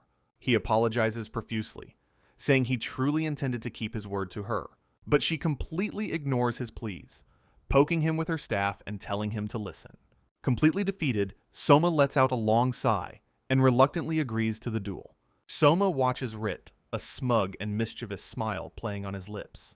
Rit explains that in noble society, information is a powerful and essential weapon. Eager to learn, Soma begs Rit to teach him, who agrees to a friendly deal for payment. Soma's attention then shifts back to the classroom, observing the teacher with a stern look. Meanwhile, the teacher, Gooby, scoffs at the idea that her academics aren't good enough. Suddenly, her expression changes as she is struck by a new, devious idea. She announces to her class that the 5 students with the lowest test scores will be moved. The students gasp in shock as she declares the failures will be transferred to the Black Steel class. With a cruel smile, she tells them that the Black Steel class is a perfect fit for them. A student in the back clenches his fist, his body trembling with suppressed rage. A panicked Rit grabs Soma's arm, frantically begging him not to start a fight. Soma quickly reassures him, insisting he was only peeking and had no intention of fighting. Inside, Gooby slams her hand on a desk, furiously shouting at a crying, glasses-wearing girl. The timid student trembles in fear, completely overwhelmed by her teacher's aggressive outburst. Watching from the doorway, Soma notes that with such a weak spirit, she'd fit right in. Gooby then offers to send the terrified girl over to the Black Steel dorm immediately. Her cold and taunting words cause the already frightened student to break down completely. The teacher sighs in disgust, complaining about how easily an aspiring knight cries. Rit explains the girl's family were rivals of Gooby's before her mother married a count. He concludes that the teacher is specifically targeting the girl for personal reasons. Gooby furiously accuses Soma of corrupting her colleague, but he dismisses her concerns. He then proposes a wager, asking if she'll acknowledge her own teaching is inferior. She scoffs, turning away and declaring that it's impossible for him to win. With a confident smile, Soma declares that their competition can now begin. As he leaves, a panicked Rit watches the Emerald class speculate on who will win. She adds a condition. If Black Steel wins, she will give her class to someone else.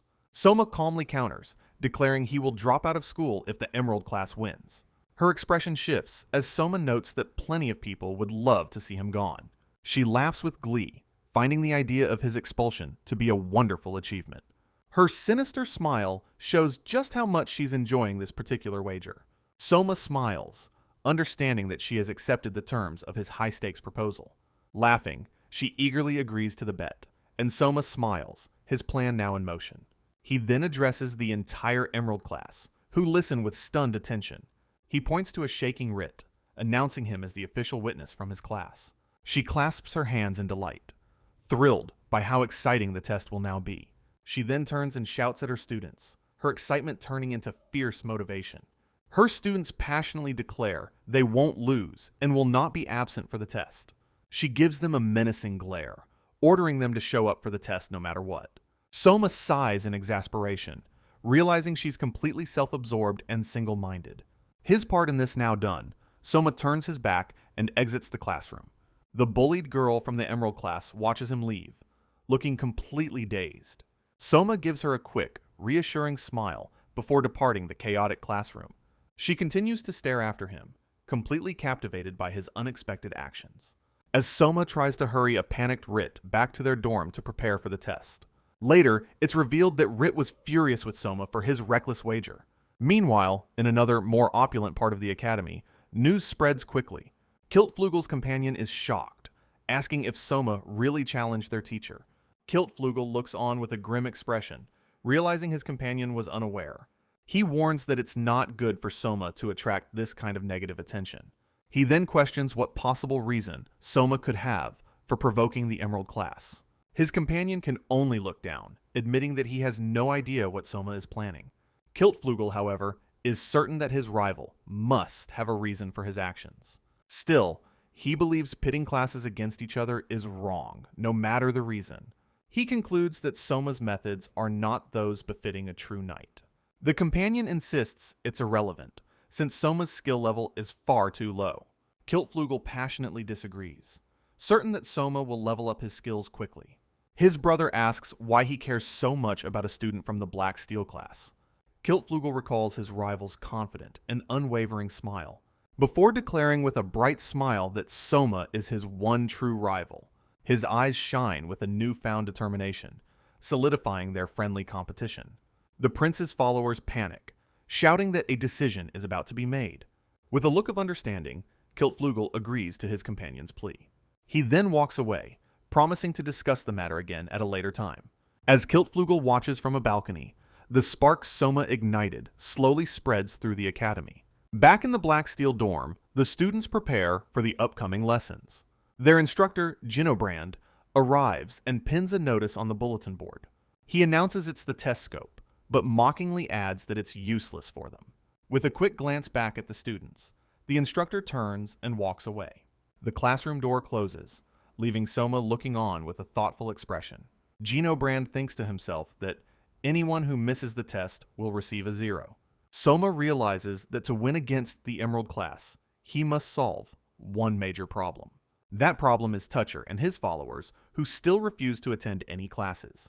The focus narrows specifically on Toucher, the stubborn leader of the delinquent group. Soma continues to worry, knowing he must deal with them, or they will surely lose the bet. To beat Gooby, Soma must raise the class average, but Toucher's group remains a huge obstacle. After a training session, Soma wipes his brow, pondering how to solve this difficult situation. Suddenly, Sven's voice startles him, calling out to his master and breaking his concentration. In a clearing, Soma apologizes for being distracted as they prepare for sword practice. Sven unleashes a powerful and precise sword swing, demonstrating his improved skills. Soma smiles, praising his disciple's great form and acknowledging his significant level up. Sven turns back, questioning his master's sudden comment with a confused look. Soma's praise makes Sven flustered, who insists with a serious face that it's not true. Soma then asks if he's okay, not checking his skill level for a little while. Sven firmly declares that as a reward after the test, he will also study hard. Soma is impressed by his dedication, noting his comically wagging tail of enthusiasm. As they walk back for breakfast, a sudden loud noise from the bushes stops them. Both of them pause, alerted by the unexpected and strange sound coming from nearby. Sven wonders if it's someone else training, so Soma suggests they go investigate. He peeks through the trees, hoping to find a new person to invite to their morning training. Instead, they discover a shirtless boy swinging a heavy iron rod with all his might. The boy's wild swing hits a tree, sending him stumbling backward and falling to the ground. He lies on the ground, panting and completely exhausted from his intense workout. Soma's eyes widen in utter shock as he finally recognizes the struggling student. He's stunned to see it's Toucher, and wonders if he's actually lost some weight. Sensing their presence, a furious Toucher yells at them to come out from behind the tree. A nervous Soma realizes there's no point in hiding now that they've been caught. Toucher confronts them angrily, demanding to know if they came just to laugh at him. Soma tries to play it cool, saying he was just wondering who was training so early. Toucher scoffs, asking what other reason there could be for swinging an iron rod. Seizing the opportunity, Soma then invites him to join their morning training sessions. The unexpected invitation leaves a flustered Toucher completely speechless and shocked. He angrily rejects the offer, furiously shouting that he has no intention of training with them. Soma calmly smiles, explaining that martial arts training is better with a partner. He points out that with an opponent, they can even level up their defense skills. With a sly grin, he adds that he can also share his own knowledge of spearmanship. His suspicious offer makes Toucher question what Soma is truly planning behind the scenes. Unconvinced, Toucher scoffs and begins to walk away, completely dismissing the idea. This enrages Sven, who furiously shouts that he is Soma's one and only disciple. Soma ignores his disciple's outburst, eagerly explaining how they can gain combat experience. His words leave Sven standing completely silent and dejected in the background. Sven's mood shifts again, now vowing to force Toucher to join their group by any means. The scene then shifts back to the bustling academy hallways later that day. In the hallway, Tucher's sister Ruchika is approached by Oriza and another classmate. Just then, Oriza spots Soma walking by and calls out to him familiarly.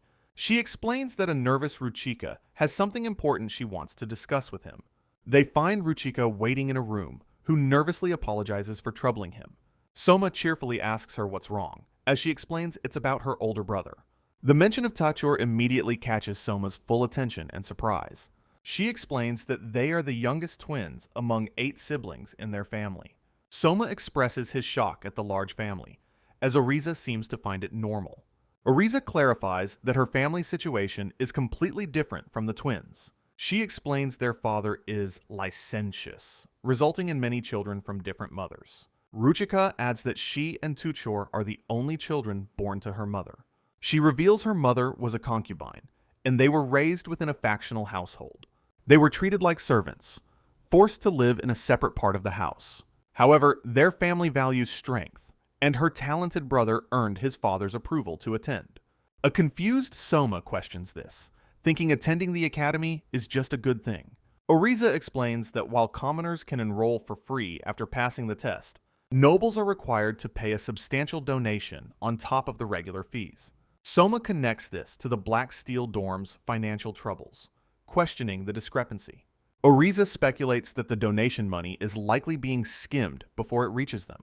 This revelation infuriates Soma, who is angered by the corruption and disdain for lower nobles. Ruchika adds their family is poor due to their father's frivolous and irresponsible spending. She explains with a bright smile that this makes attending the academy an amazing opportunity. She then admits her brother was frustrated that he still couldn't use his extra skill. While skipping class is wrong, for him, the spear is the most important thing. Soma pieces it together, asking if Tachor lost all his confidence after losing to him. Ruchika's determined expression suggests there is more to her brother's actions. In a flashback, Tachor trains relentlessly, vowing not to return until he can defeat Soma. Back in the present, Soma looks down, finally understanding Tachor's motivation. Soma looks down, a new understanding of Tuchor dawning on him. He's impressed, admitting that Tachor has more guts than he initially thought. Oriza fumes, unable to forgive him for hurting Ruchika, despite her protests. Ruchika tearfully explains she was only an extra and shouldn't have been admitted. It was her brother who convinced their father to allow her to enroll alongside him. Soma questions the violence, but Ruchika simply explains that her brother is complicated. Therefore, she declares she must cover for him academically, as he focuses on combat. The sheer purity of their sibling bond leaves both Soma and Oriza blushing and speechless. Soma realizes Tuchor is a doting brother, a siscon, which completely flusters a shocked Ruchika. She frantically denies this, insisting her brother isn't that kind of person at all. Annoyed, Oriza breaks in, questioning why Soma is being so carefree about the situation. She reminds him that if Tuchor skips the test, he'll be the one in trouble. Soma sighs, wondering how he can possibly convince Tuchor and his group to come back. Oriza explains his followers, also noble sons, will never return without their leader, Tachor. She explains a humiliated noble will relentlessly seek revenge until they win. It's common sense. Soma listens intently, processing this new information about the strict code of noble pride. Both girls reiterate that this is the common sense for the sons of noble houses. Suddenly, a brilliant new idea strikes Soma, his eyes widening with realization. He thanks Oriza, gives a thumbs up, and quickly rushes off, saying it might work. With a confident grin, he announces he has a plan to get the followers back to class. As the girls listen with shocked expressions, Soma prepares to reveal his plan's name. He dramatically announces his strategy: Operation The Unconventional Wisdom of Nagatacho. His bizarre and nonsensical plan name leaves Oriza and Ruchika completely bewildered. Later, somewhere on the vast academy grounds, Soma puts his strange plan into motion. He cautiously peeks from behind a tree, carefully observing his intended targets. He quickly spots Tachor's 4 followers gathered together on a park bench. The group of boys looks completely dejected, unsure of what they should do next. One of them nervously questions if it's really okay for them to be skipping class. Another dismisses his concern, saying they'll just return after Soma is expelled. The first boy is still worried news of their absence will reach their families. Soma then emerges, taunting them for being too scared to ask Toucher to return. With a confident stride, he steps out from his hiding place to confront them directly. He greets them cheerfully, but they immediately shout at the nerd to go away. The followers angrily surround him, declaring they have no intention of attending his class. Soma smiles warmly, telling them to calm down as he has no intention of forcing them. His calm demeanor makes the group pause, wondering what his true intentions are. He then suggests there might be something important that they don't know about. His cryptic words immediately pique their curiosity, as they ask what he's talking about. He explains that unlike commoners, nobles don't really share information with each other. He then reveals the shocking news. Their test results are sent directly to their parents. The followers immediately deny his claim, calling it completely ridiculous and impossible. One argues that he heard the test results are only used for internal guidance. Soma counters that this is just the official story, shocking the group with his confidence. With a knowing smile, he explains that this is what he heard from a reliable source. He spins a tale about how noble parents expect to see the results of such an important test. Furthermore, he points out that since their families pay donations, they have a right to know. He adds that even the Emerald class is studying desperately to compete with the top ranks. With a sympathetic look, he claims that he also hates being scolded by his parents. He shrugs it off, saying it's just what he heard, but that it makes perfect sense. His convincing lie leaves the followers looking on in stunned and panicked silence. They completely fall for it, erupting into a panic and questioning if others knew. One of them looks on with wide, horrified eyes, completely shaken by the false news. With his trap set, Soma turns to leave, telling them he's heading back to class. As he walks away, the boys begin to panic, frantically trying to decide what to do. Just as he's leaving, one of them desperately calls out his full name, Son Marks. Now completely desperate, they ask if it's still possible to catch up if they start now. One suggests telling Toucher, but the others know their leader won't listen to them. Another furiously asks if he's really willing to show a 0-point test to his parents. Completely cornered, they turn back to Soma, pleading with him to tell them what to do. A dark, triumphant smile spreads across Soma's face, his manipulation a complete success. With a sparkling smile, Soma welcomes them, declaring that the real work begins now. The followers are moved, as he promises they'll pass if they study his custom materials. Now fully convinced, the group stands attentively, ready to follow his instructions. With renewed determination, they all shout their intention to finally return to class. He even gets their enthusiastic agreement to hold extra study sessions on their days off. Sometime later, the followers are seen sitting diligently in the now packed classroom. And observing Ariza is left completely shocked, unable to believe his crazy plan worked. At his desk, Soma steels himself, knowing that only one student remains to be convinced. He thinks about the final obstacle, Toucher, who is still training furiously in the woods. Toucher seethes with rage, vowing to never be made a fool of by that nerd again. On the day of the test, he defiantly declares that his rival is not in this class. A flashback reveals he was clumsy and weak during his first ever combat lesson. Despite his initial weakness, his firm grip on his spear showed his determination. However, his humiliating defeat at the hands of Soma completely shattered his confidence. He couldn't comprehend losing to such a low-level nerd and wanted a rematch. But the overwhelming difference in power left him feeling he could never win. The memory of his defeat and Soma's hand covering his face burns in his mind. He also remembers the worried look on his beloved sister Ruchika's face. Since he was a child, he had loved the spear, the symbol of his family's pride. His father had even praised him, declaring his unique talent was the single spear.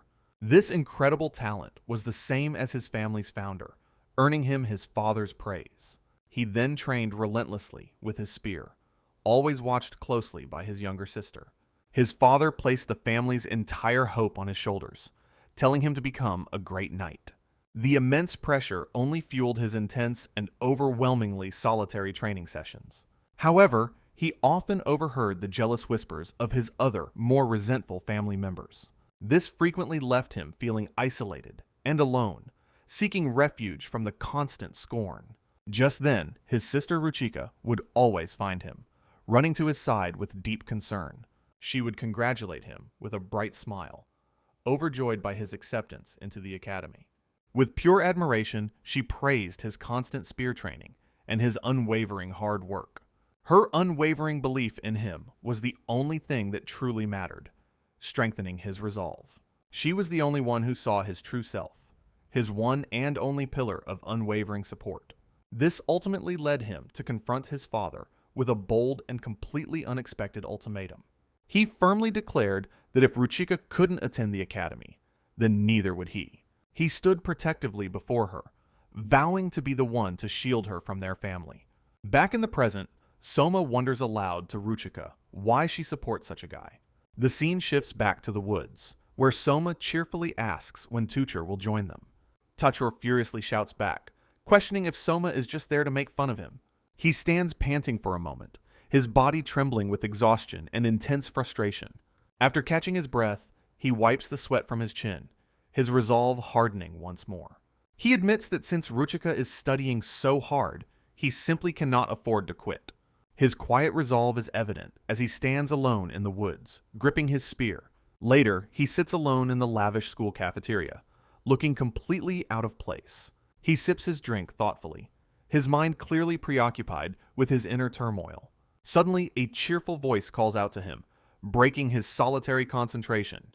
It's one of his half-brothers, who expresses his surprise at finding Tucher here. Tucher gives a curt greeting as his well-dressed brother takes a seat across from him.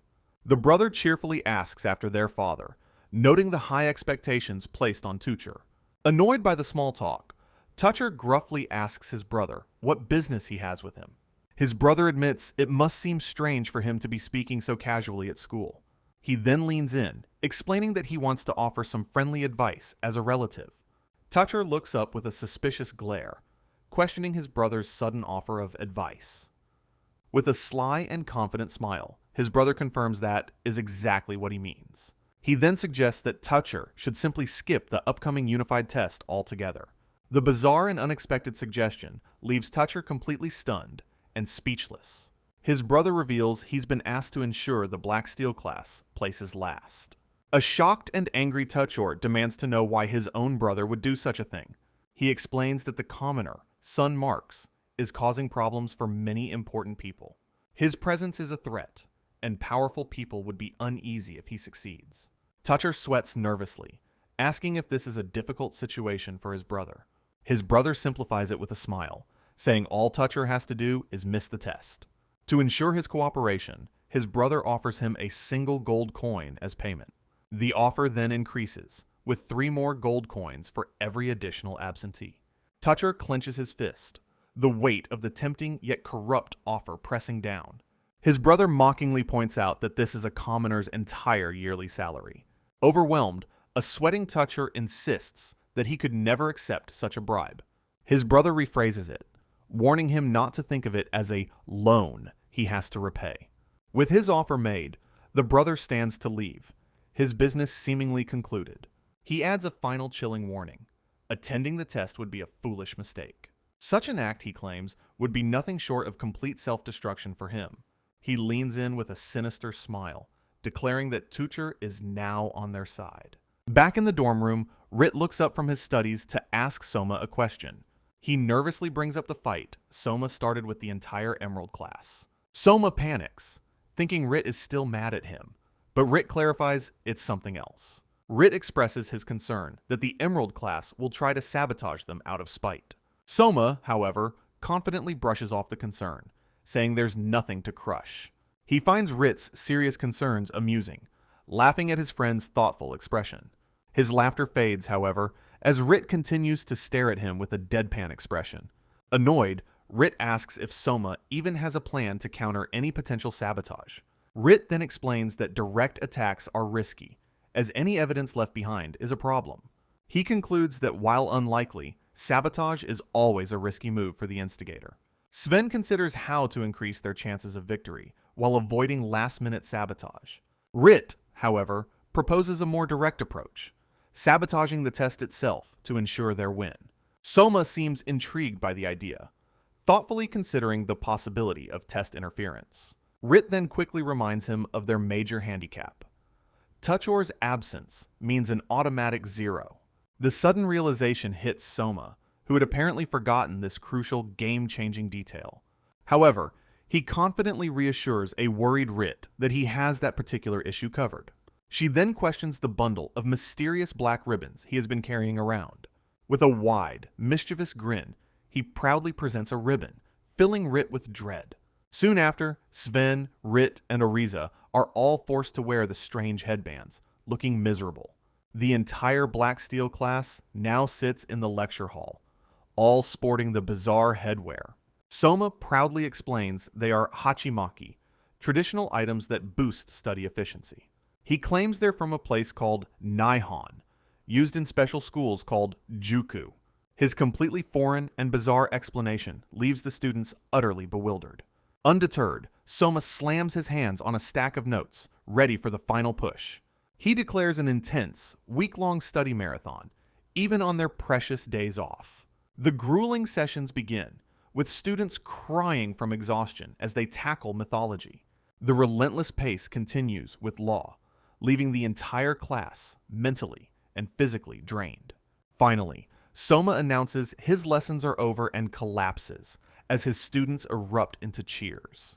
Two students weep with pure joy, relieved the forced memorization of law is finally over.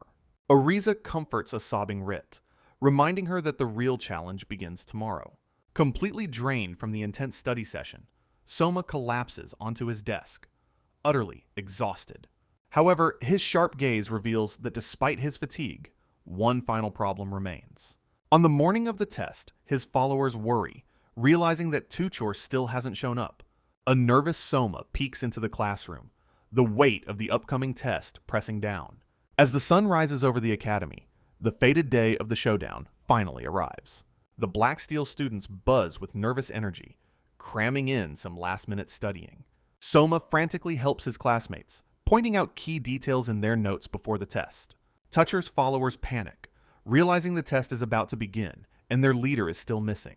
Just then, a distraught Ruchika appears at the door, catching everyone's immediate attention. She apologizes profusely, sadly admitting that her brother refused to come after all. As his friends look on in shock, Soma suddenly points towards the open classroom door. At the last possible second, Tuchor finally arrives, much to his sister's utter astonishment. Soma greets him with a cheerful smile. As an annoyed Tuchor gruffly tells him to look away, his followers and sister immediately flock to him, overjoyed and surprised by his appearance. A flustered Tuchor claims he just felt like it, as Soma teases him about being a doting brother. One of his followers grabs him, admitting he isn't happy with how he was tricked to come. A flashback shows Tuchor's secret, solitary training, believing he was preparing alone. Soma smirks, realizing that despite his pride, the 13-year-old wouldn't want to see him.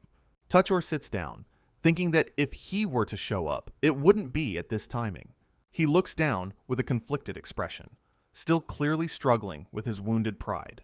Soma glances back, noticing a strange and conflicted expression on Tuchor's face for a moment.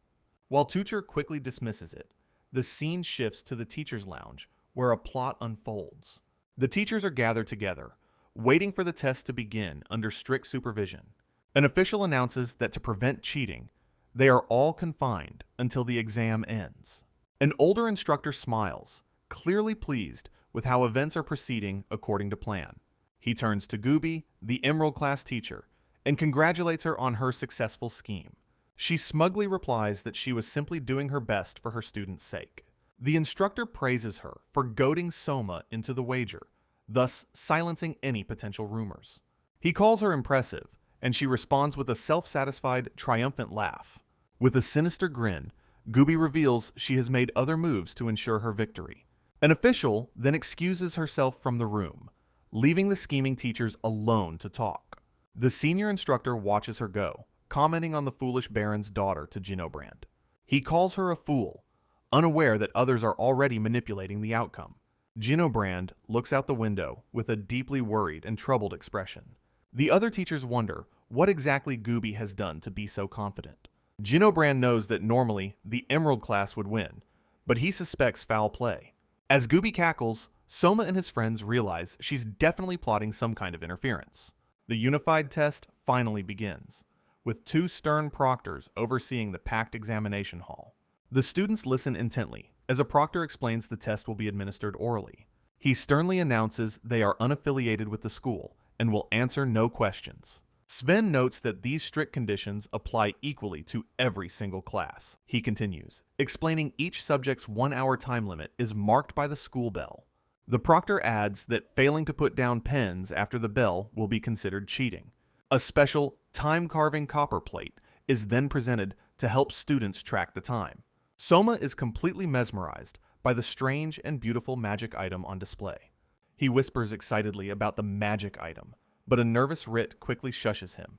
The proctor glares, telling him to enjoy the rare sight, as it will be his last. The two proctors stand stoically at the front, their expressions unreadable and cold. The female proctor explains they're outside hires from a mercantile association, ensuring impartiality. In the teacher's lounge, Gooby knows that bribing this association is common practice. The male proctor thinks about how easily the association is swayed by bribes. He recalls the bribes he received to misread questions or overlook minor cheating for students. Suddenly, the loud school bell rings, signaling the start of the first exam. The proctor stands and formally announces the beginning of the unified test. The first subject is mythology, and the proctor prepares to read the first question. He begins reading a long, convoluted question about the mother goddess's teachings on love. He then coughs loudly, intentionally mumbling and garbling the question's most important details. He smirks, confidently thinking that at least 10 or 20 students couldn't hear him. After a moment of stunned silence, the students begin to write down their answers furiously. Their pens fly across the page as they race against the clock to answer. The proctor's eyes widen in absolute shock, completely stunned by their unexpected speed. The Black Steel students, however, remain completely unfazed, questioning if everyone is done. Soma clenches his fist under the desk, his determination unwavering and strong. He glares at the flustered proctor, silently demanding that he hurry to the next question. The visibly shaken proctor stares at his notes, completely thrown off by their preparedness. Soma lets out a bored sigh, casually announcing that it's time for the second question. As expected, the proctor begins coughing again, intentionally mumbling the question's text. Soma, however, remains calm, thinking to himself that this was all part of his plan.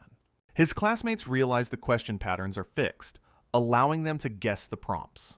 They were prepared for far worse sabotage, so this simple trick doesn't faze them. The proctor, frustrated, suddenly turns his attention to the magical timer on his desk.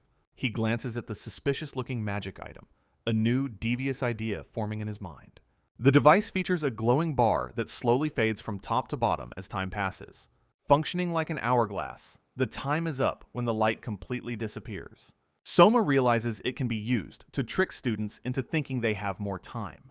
Just then, the school bell rings loudly, officially ending the mythology exam section. The timer, however, still shows time left as the proctors rush to collect the papers. Soma and Rit watch with amusement, noting how obvious and poorly executed the cheating is. After the test, the students happily chat, with one excitedly saying she answered everything. Rit notes that everyone seems to be doing well, and Soma agrees with a confident smile. The oral test format is revealed, favoring long, descriptive answers from the students. Soma recalls from past exams that the long questions are designed to disrupt time management. That's why he instructed his classmates to simply write anything and everything they could remember. They trained to insert key terms and phrases into their answers, regardless of the prompt. Soma feels satisfied with their training, but wonders why the bell is taking so long. Suddenly, Toucher leaps up, furiously shouting that the magic timer was still lit. Soma, however, remains completely unfazed, having already anticipated this exact situation. His sister Ruchika furiously scolds him for being a fool and forgetting her instructions. She had warned him that the timer might be tampered with, so he must answer relentlessly. The sudden reminder leaves a stunned Tachor completely at a loss for words. He sheepishly admits he went straight to bed and completely forgot to read her notes. As other students yell at him, Rit explains to Soma what's happening behind the scenes. Apparently, Soma's girlfriend Ruchika had asked Tuchor's friends for a special favor. Soma just listens with a sly and knowing smile, his grand plan working perfectly. Rit marvels at how every single one of Soma's predicted questions appeared on the test. Soma just smiles, cheekily explaining that he studied hard for exams in his past life. He adds that this proves he topped the entrance exam with his own power, flustering Rit. He playfully whines that Rit didn't believe him, who is now focused on the next section. After the final bell, the entire class erupts into a massive cheer of pure joy. Overjoyed, the students immediately start making plans to go shopping and hang out in town. Just as the students start to celebrate, one of them excitedly tells them to wait. Soma stands before them, insisting they review and summarize the test questions now. His bizarre request leaves the entire class looking on in complete and utter confusion. They erupt in protest, realizing he wants them to create past exam papers for future use. One student cries out in despair, questioning if he intends to make next year's students suffer. Completely exhausted, the rest of the class slumps over, unwilling to do any more work. As he looks over the exhausted classroom, Soma suddenly realizes that Toucher is missing. One of his followers grumpily informs him that their leader left as soon as it ended. Undeterred, Soma declares they'll start with mythology, earning a collective groan of despair. Sometime later, a tired Soma walks down the hall, relieved that the test is finally over. He then spots Rit up ahead and cheerfully calls out, asking to walk home together. The sudden invitation, however, seems to send a startled Rit into a complete panic. Without a word, Rit immediately breaks into a sprint, running away at full speed. Soma is left completely bewildered, wondering what he could have possibly done wrong this time. Suddenly, a stern voice calls his name, revealing Leelsrose, standing right behind him. A flustered Soma asks what's wrong, but she insists they move to a more private location. They find a quiet spot outside, where she promises to make her report brief. She reports that, according to her classmates, a large crowd has gathered at the 4th dueling arena. Completely confused by the news, Soma questions why a duel would be taking place. She then reveals a black steel first year is being publicly lynched, leaving Soma in shock. Leelsrose explains she'll report the duel to the office to settle the matter. Soma realizes that the all-female Scarlet class is forbidden from interfering in duels. A concerned Leelsrose calls out his name as he stands there, pale and sweating. He snaps out of his daze, startled by her sudden and concerned touch. He desperately asks who is being targeted, but she apologetically admits she doesn't know. Understanding the urgency, he immediately starts sprinting towards the dueling arena. She pleads with him to go with instructors, warning that commoners are often forcibly excluded. He ignores her plea, resolutely declaring that he must go there himself, no matter what. In a final, desperate attempt to stop him, she firmly grabs onto his arm. He stomps his foot in frustration, remembering how happy his classmates were just moments ago. Breaking free, Soma sprints off, leaving a stunned Leelsrose surrounded by her scattered books. He arrives at the arena to find a large, silent crowd of students watching intently. The crowd of onlookers watches the scene with smug and malicious expressions. Touchor's half-brother stands over his opponent, mockingly asking if that's all he's got. He stands with an air of pure arrogance, clearly enjoying his opponent's struggles. A beaten Touchor pants on the ground as his brother mocks his family's spearmanship. He grits his teeth in pure frustration, the humiliation clear on his bruised face. Other onlookers mock the situation, finding the cousin's shared bloodline merely irritating. The half-brother continues his taunts, telling Toucher not to surrender so easily. He reveals his jealousy, annoyed that Toucher's branch family is more famous than his own. The brother questions if Toucher dared to ignore his warning with such half-hearted conviction. He stands over his beaten cousin, surprised that he would even think to fight back. With a smug grin, he dares him to continue, warning him that he understands the price. He adds that with the power of a Viscount family, dealing with a commoner is simple. Toucher's eyes widen, realizing his brother is threatening to ruin an unsuspecting family. His hand trembles with rage as he tightens his grip on the spear lying beside him. He thinks of Soma, absolutely refusing to let a guy like that get involved in his fight. Gritting his teeth in pure defiance, he furiously calls his own brother a heretic. The brother just laughs, turning to the crowd and asking if they heard the insult. He scoffs at Toucher for siding with a commoner against him, a pure-blooded noble. He then unleashes a vicious kick, striking Toucher directly in the face with his heel. The brutal impact sends Toucher flying backward, his face bruised and swollen from the blow. His brother stands over him, stating he didn't expect such an insolent response. He reminds Toucher he was told not to take the test, as a follower presents his bag. The contents are then dumped onto the ground, revealing all of his test prep notes. His followers mockingly read the notes, titled Test Sabotage Countermeasures and 7 Must Know Laws. One of them sneers, amused by how desperate the Black Steel class is to score points. The brother then contemptuously stomps on the scattered notes, enraging a helpless Toucher. He and his lackeys proceed to grind the precious study materials into the dirt. A flashback reveals Toucher diligently passing out these same notes every single day. Every day, Ruchika tirelessly prepared notes for him, believing in his potential and dedication. She wrote them all without fail, completely certain that he would show up for the test. In the present, his brother and his followers tear up the very notes Ruchika worked so hard on. Seeing his sister's efforts destroyed, an enraged Toucher lunges forward, shouting at them to stop. His brother, however, effortlessly stops him with a single, powerful punch to the gut. He stands over the fallen Toucher, coldly asking who gave him permission to stand up. Toucher collapses to the ground, clutching his stomach in agonizing pain from the blow. His brother smugly declares this is his punishment for breaking the rules of the nobility. The crowd looks on as the brother lectures Toucher, telling him he has no right to be angry. He scoffs, explaining he isn't using his sword because he can beat him without a weapon. Defeated and humiliated, Toucher bites his lip, tears of pure frustration welling in his eyes. He thinks of his intense training, realizing he only ever wanted a rematch with Soma. Suddenly, a fist connects with a powerful impact, sending a shockwave through the crowd.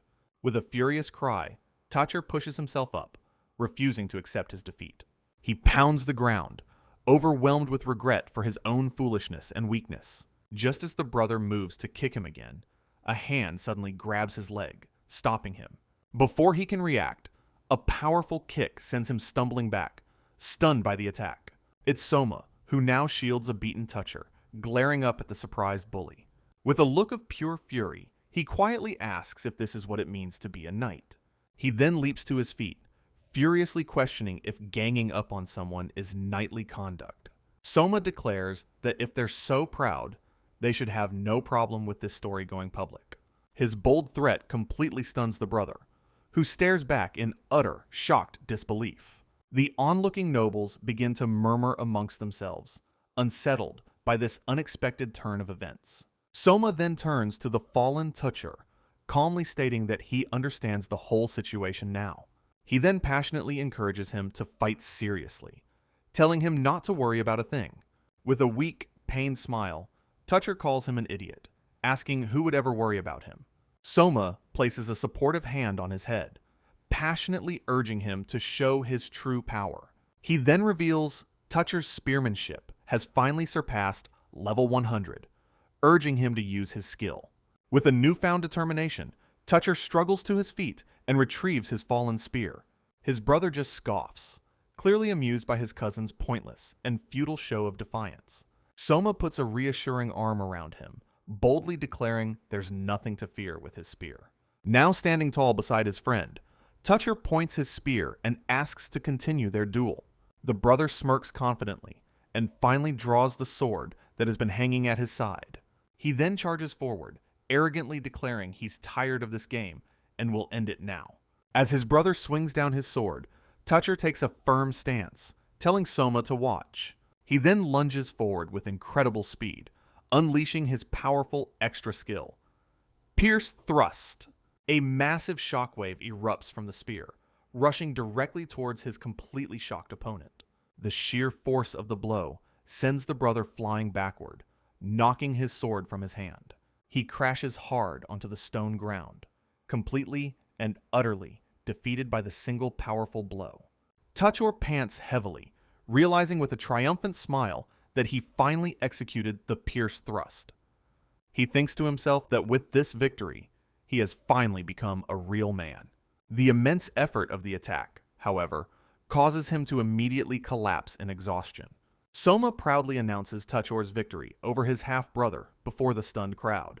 The crowd erupts in outrage, with one noble demanding they deal with Soma first. They surround the unconscious brother, their expressions a mix of shock and anger. His followers furiously declare the duel invalid, claiming Soma's interference makes it void. With a look of pure contempt, Soma sighs and condescendingly addresses the protesting nobles. He angrily questions if they truly believe they can unilaterally take anything from commoners. They furiously shout back that it's natural, as commoners exist solely to serve them. Soma's expression darkens, his jaw tightening with a deep and simmering rage. Stepping forward, he declares that as the commoner representative, he'll teach them a lesson. With a confident gesture, he brazenly challenges the entire crowd of nobles to attack. He stands before them all, vowing to personally educate every single one of them. The nobles erupt in laughter, mocking the audacity of the level 12 small fry. Soma mockingly warns them, putting on a childish act and saying he's scary when angry. He then snaps his fingers, instantly activating his powerful skill, Life's Pulse. In a flash, he appears before one of the bullies, declaring that he's coming for them. He lands a powerful punch to the noble's gut, knocking the wind out of him. As the student collapses, Soma calls this Lesson 1, Never Let Your Guard Down. The other nobles are enraged by the sudden attack, demanding he draw a weapon. Another noble draws his sword, preparing to strike Soma down, but Soma parries the blow with his bare hands, shouting in defiance, and effortlessly ducks under a second, much faster swing. He then blocks a punch, calling it Lesson 2, Don't Fall for Feints. The onlookers are stunned by his speed, questioning his level 12 status, as another attacker tries to strike Soma from behind with a metal pipe. He easily catches the weapon, calling this Lesson 3, Spatial Awareness, and punches another student, saying he won't reveal his trump card so easily. Terrified, the remaining nobles call him a monster and begin to flee, but Soma quickly moves to block their only escape through a nearby doorway. With a powerful stomp, he cuts off their path, sending them scattering. He furiously declares that he doesn't approve of anyone leaving his lesson early, and stands before them, challenging the cornered nobles to come at him. He gets in their faces, furiously asking if this is how they exploit commoners. With a furious roar, he dares them to even try and take anything from him. His overwhelming aura of pure rage leaves the nobles cowering in absolute terror. Meanwhile, Rose reports the incident, only to be told the teachers cannot interfere. Her companions are shocked, questioning why no one is helping their friends. They cry out in panic, fearing that Tutor will be killed if this continues. Rose glares at the instructors, her intense gaze making them flinch in fear. Rose realizes the teachers are being pressured by high-ranking nobles, so she decides to take matters into her own hands, ignoring the staff's protests, and authoritatively orders them to stop, forbidding any further chaos. She then sprints outside, catching the attention of Kiltflugel and his companions, who immediately recognize her as the infamous Sword Princess of the Blizzard. A member of the prestigious Granbulk family, they find her kneeling on the path, and one of them demands to know who she is. With a formal bow, she introduces herself as Rose of the Granbulk House, which sends a wave of shock through Kiltflugel's group as they recognize her name. One companion steps forward, scolding her for daring to approach their master so brazenly, but she silences him with a single, sharp, and incredibly intimidating glare, causing the noble to flinch back in fear, completely taken aback by her presence. Rose then calmly states that if her direct request fails, she'll deliver a message instead, leaving the others completely confused by her cryptic and sudden declaration. Kiltflugel, however, steps in, telling his companions to stand down and let her speak. He approaches her kindly, asking what's wrong, and noting his family's connection to hers. The scene fades for a moment as she explains the desperate situation to him. She then formally apologizes for her rudeness, getting straight to the point, and begins to explain the truth about the duel and the unfair lynching. Understanding immediately, Kiltflugel declares he will accompany her to the 4th arena. His companions protest, worried he'll miss an important tea party with the nobles. But Rose explains that with high-ranking families involved, the teachers' hands are tied. Kiltflugel stands firm, declaring they can't mistake their priorities in this situation. Just then, his group spots 4 Black Steel students, immediately assuming they are to blame. The students panic, fearing that Kiltflugel's involvement will tarnish his reputation.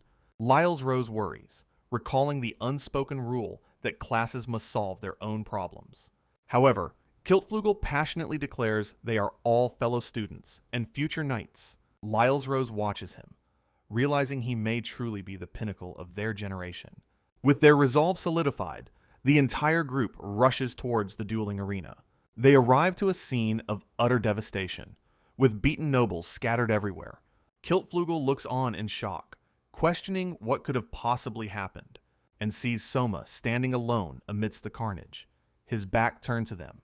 He remains a solitary figure, surrounded by the bodies of his defeated opponents.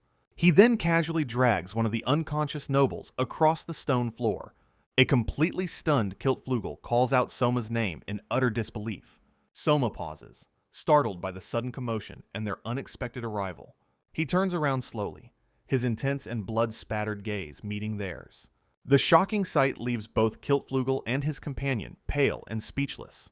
Holding a beaten toucher, Soma sardonically explains it was just simple bullying.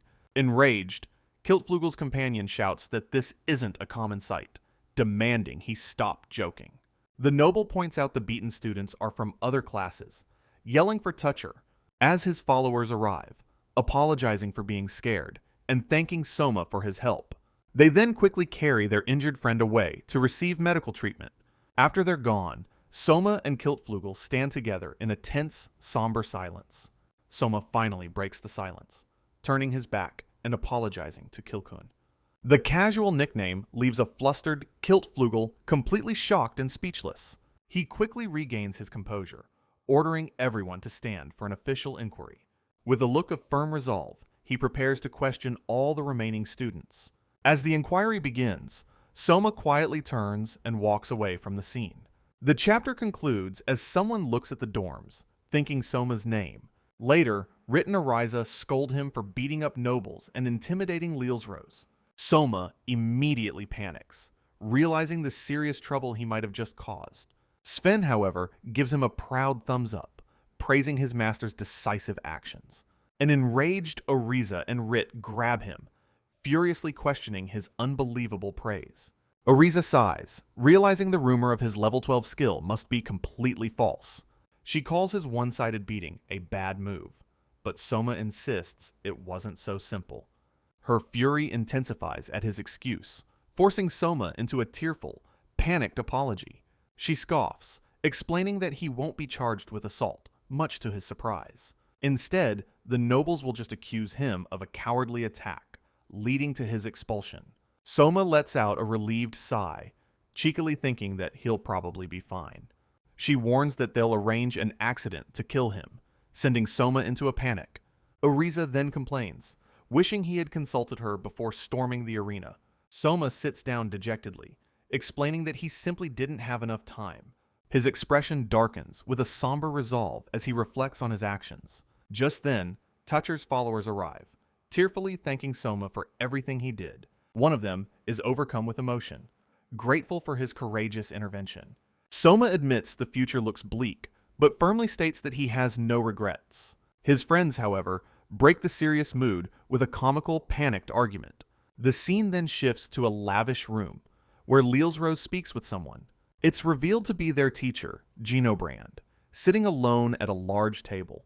He thoughtfully considers going to check on the condition of his students, but quickly dismisses the idea, thinking it would only cause more trouble. Just then, another teacher approaches him with a cheerful, yet condescending greeting. The man mockingly asks about the Black Steel class, feigning ignorance of their fate. Brand silently recalls the order he was given, to do absolutely nothing for his students. The other teacher looms over him, smugly declaring that this is why he's useless. He continues his taunts, calling his colleague a fool for not taking what he wants. Forced to endure the insults, Brand clenches his fist in silent, simmering rage. His frustration finally boils over as he slams his hand down hard on the table. With his resolve seemingly broken, he stands and walks away down the empty hall. In the infirmary, healers note the students have few external wounds, but are deeply traumatized. As Brand passes by, Overhearing them and commenting on the vicious black steel freshman, he stops, asking what they meant. But the startled healers have already recognized him. They nervously warn him that it's none of his business and he should stay away. However, he firmly insists that since it involves his class, he needs to know. Resolved, he stands his ground, refusing to be dismissed by the nervous staff, which leads him to the dilapidated black steel dormitory to investigate further. Outside, he finds a group of his students gathered together, looking dejected. The dorm leader, Fulchen, looks up, surprised to see the instructor approaching them. Out of breath, Ginobrand calls out his own name and asks if son Marks is there. A student tries to stop him, but he insists on speaking with Soma inside the dorm. The student, Rit, looks back with a sudden and panicked expression, and then blocks the doorway, adamantly refusing to let the instructor enter. His sudden and forceful refusal leaves Ginobrand completely stunned and confused.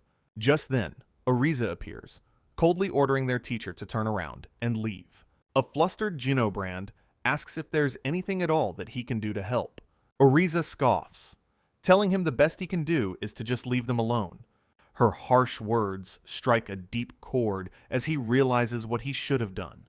He sees the defiance in his students, assigned to a class with no real hope. He bows deeply in shame, realizing he crushed their spirit, and offers a sincere apology. The students stare as Ariza tells him an apology is no longer enough now, firmly stating that this is not a matter that can be resolved with just words. Her words hit him hard, forcing him to acknowledge the weight of his inaction, when Ariza suddenly delivers a powerful kick right to his head, sending him flying as she furiously screams at him for his incompetence.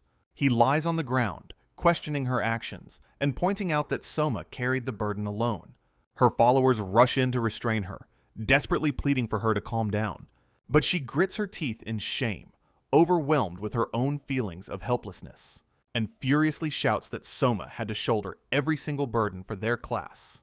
Ginobrand looks on in shock, realizing he unknowingly forced all the responsibility onto a single student. With a frustrated scream, she dismisses her followers and watches the defeated instructor leave. He walks alone across the courtyard, deeply troubled by the student's harsh words, and covers his face with his hand, completely overwhelmed by his own failure. He clenches his fist in frustration, muttering to himself that he's a pathetic excuse for a teacher. The scene then shifts to a lavish estate, where an ornate carriage arrives, carrying Leelsrose, who now sits before Kiltflugel and the esteemed Duke Largenvelk. Kiltflugel smiles kindly, apologizing for the sudden and impromptu invitation. The Duke then compliments her beauty, noting how her grandfather must dote on her, to which she replies that her grandfather's guidance is strict but always loving. Kiltflugel then gets to the point, asking her for a favor regarding the recent incident. Kiltflugel's companion reports they've silenced half the nobles, but the rest remain a problem. Leading Kiltflugel to worry, this will be seen as an act of a rival political faction. Leelsrose looks on, about to offer her own analysis of the complex situation. She explains that if the true target was Kiltflugel, expelling Soma would be pointless. Her sharp reasoning clearly catches the attention of both Kiltflugel and the Duke. The Duke lets out a small, impressed smile, pleased with her intelligent assessment. Kiltflugel agrees with her logic, admitting he initially thought the exact same thing. However, he has since come to the firm conclusion that it is indeed a rival faction. He clarifies that contrary to her belief, this rival faction doesn't fear him at all. Intrigued by his confidence, Leelsrose asks him to explain his reasoning. Kiltflugel believes they see a chance to surpass him and become the year's top student. But Soma, an unknown variable with his level 12 skill, represents a potential obstacle. A shocked Leelsrose realizes their entire plan is to eliminate Soma, their only true rival.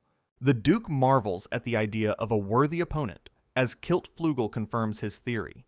Dismissing the rivalry for now, Kiltflugel puts a hand on his chest with resolve, and firmly declares that his only intention is to help his friend, Soma.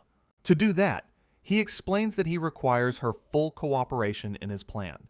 Leelsrose listens intently, her expression hardening with a new sense of determination. The scene then transitions back to the black steel dormitory under a peaceful sky. Inside room 503, Soma lies on his bed, completely exhausted from the day's events. Soma wakes up, realizing 2 whole days have passed since the massive brawl. He cheerfully offers to check Sven's level, but his disciple insists they wait. Feeling refreshed, Soma eagerly suggests they head out for some morning training, but an enraged Oriza suddenly appears, furiously forbidding him from leaving the dorm. Dejected, he sits down, wondering where Rit could be after leaving to gather info. Suddenly, a knock at the door catches his attention, and he calls out that it's open. He turns with a confused expression, wondering who could possibly be visiting him. A bandaged foot slowly steps through the doorway, revealing the mysterious visitor. It's a heavily injured Toucher, who gives his former rival a simple greeting. Soma is completely shocked to see him walking, and asks where his sister Rochika is. Toucher explains that she returned to the girls' dorm, feeling it was inappropriate to stay. He looks down with a somber expression, his guilt and shame still weighing on him. Taking a seat, he looks at Soma and offers a sincere and heartfelt apology. The unexpected gesture leaves Soma completely stunned and at a loss for words. A flustered Toucher complains that his sudden change of attitude is unnerving, and reveals that Soma had even paid for his expensive medical treatment after the fight. Soma sighs, realizing the magical potion has completely wiped out his summer savings. He calls it another investment, telling Toucher to pay him back when he succeeds. Toucher then looks at him seriously, asking what he plans to do now, and questions if Soma is really going to be expelled, which leaves him confused. Toucher adds that their dorm leader was celebrating his potential expulsion with a toast, but also notes the leader seemed happy that a weirdo had finally joined their class. Soma wonders if that's true, and Toucher confirms it with absolute certainty. Completely out of ideas, Soma sits at his desk and lets out a long, tired sigh, before deciding his first step is to check the test results posted on the board tomorrow. A panicked Toucher questions his plan to go outside, reminding him of the tense atmosphere. The next day, however, his friends immediately shut down his attempt to leave. A furious, masked Rit scolds him for not understanding the severity of his situation, and volunteers to check the results himself, ordering a panicked Soma to stay inside. Soma can only stammer in disagreement, completely caught off guard by their concern. Rit firmly forbids him from going, but Soma is absolutely determined to see for himself. He stands up, shouting that he's going to check, even if it might lead to his expulsion. His unwavering resolve leaves a concerned Rit looking down with sad resignation. Finally relenting, he turns away from Soma and agrees to let him go see. Soma cheers in victory, but Rit quickly stops him, stating there is one condition. He then presents Soma with a large white cloth, having anticipated this very outcome. Sven explains that if he agrees to use it, they will allow him to leave the dorm. Soma's eyes widen in absolute shock as he realizes what they're suggesting. Later, Sven stands by the window and calls out to his roommate, Rit, who walks down the hall, wondering if this is really necessary before deciding to wait. Rit insists that it's the safest option, finally convincing a reluctant Soma to agree. Now disguised as a girl, Soma looks uneasy, as Rit suggests a hood for extra cover. Sven offers to go with him, hoping to make the whole ordeal less frightening. As they walk down the stairs, Rit asks if he'll be okay, but Soma worries he'll be exposed. Immediately, other students swarm him, calling the cute girl over to their room. Soma is surprised his terrible disguise is working, as Rit looks on unimpressed. Oriza, however, immediately points out his masculine walk, telling him to be more careful. He nervously apologizes, feeling a new wave of anxiety about his flimsy disguise. Brushing off their concerns, he insists they just need to hurry and check the board. They soon arrive at the bulletin board, where a large crowd of students has already gathered. Just then, a group of officials arrives, and the crowd murmurs that the time has come. The disguised Soma clasps his hands, his heart pounding with nervous anticipation. An official announces they will post the results by class ranking, then by individual scores.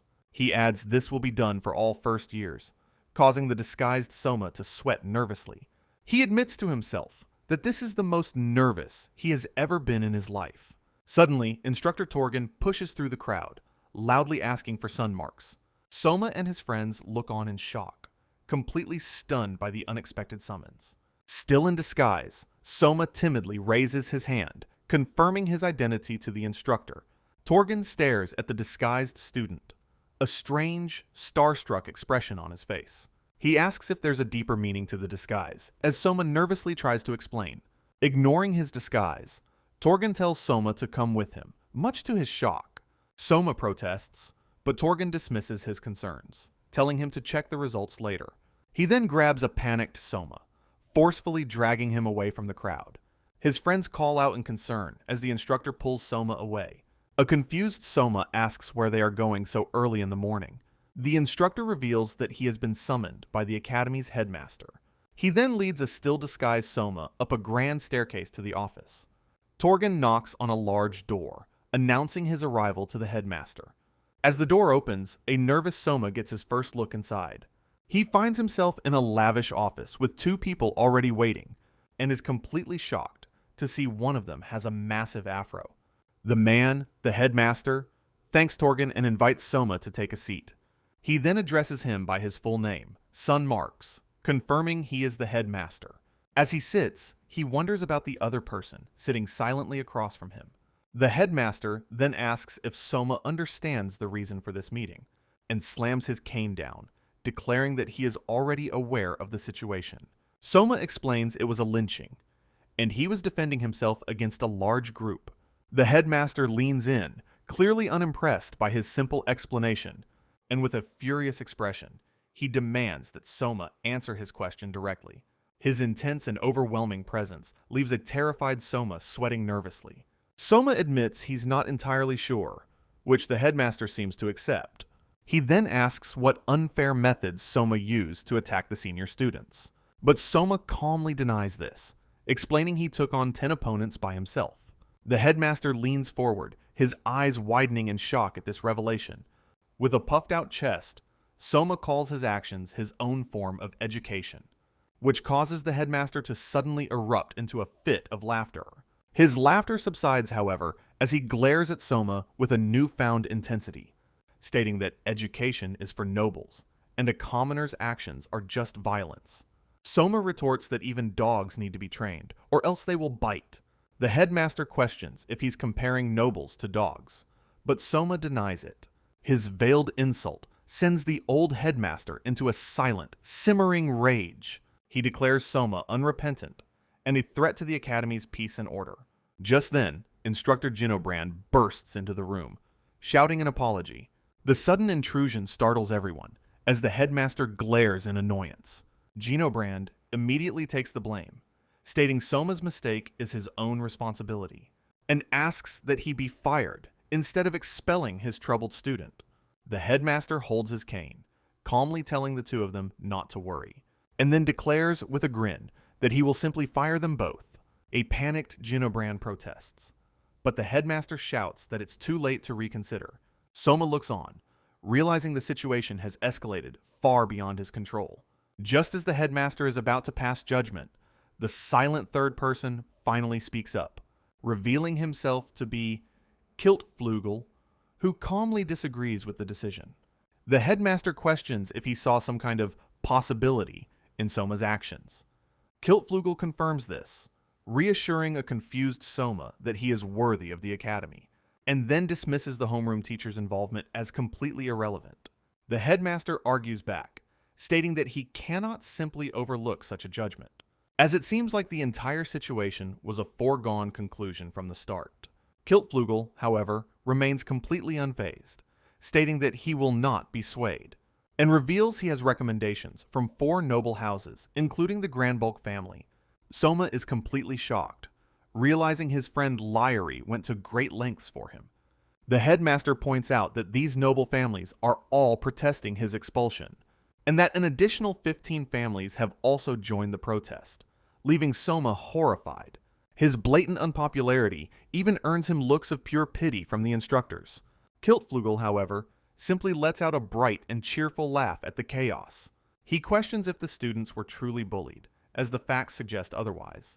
Instead, he reveals they challenged Soma head-on and were soundly defeated in a fair fight, and adds that if cowardly tricks were used, they should be demanding a proper duel. His compelling and logical argument leaves the headmaster looking thoughtful and swayed. Soma's eyes sparkle with hope, realizing he might have a chance to avoid expulsion. But Kiltflugel adds the headmaster can't just overlook the situation, dashing his hopes.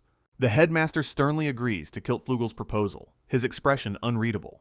Kiltflugel then thoughtfully presents his alternative solution to the problem. He proposes that they allow Soma to stay, but under one specific condition. The unexpected turn of events leaves a nervous Soma completely shocked and sweating.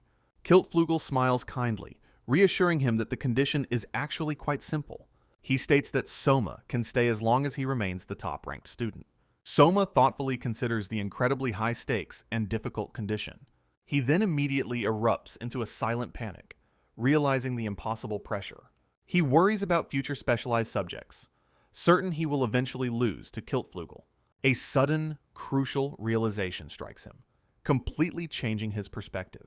He turns to Kiltflugel, eagerly asking if this means he actually placed first on the test. Suddenly remembering his wager, he frantically asks about the final class rankings.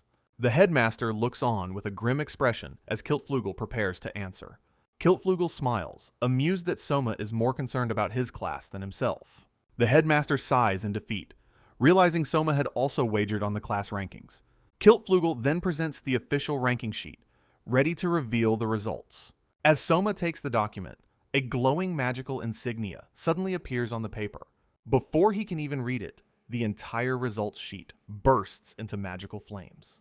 He watches in complete shock as the important document turns to ash in his hands.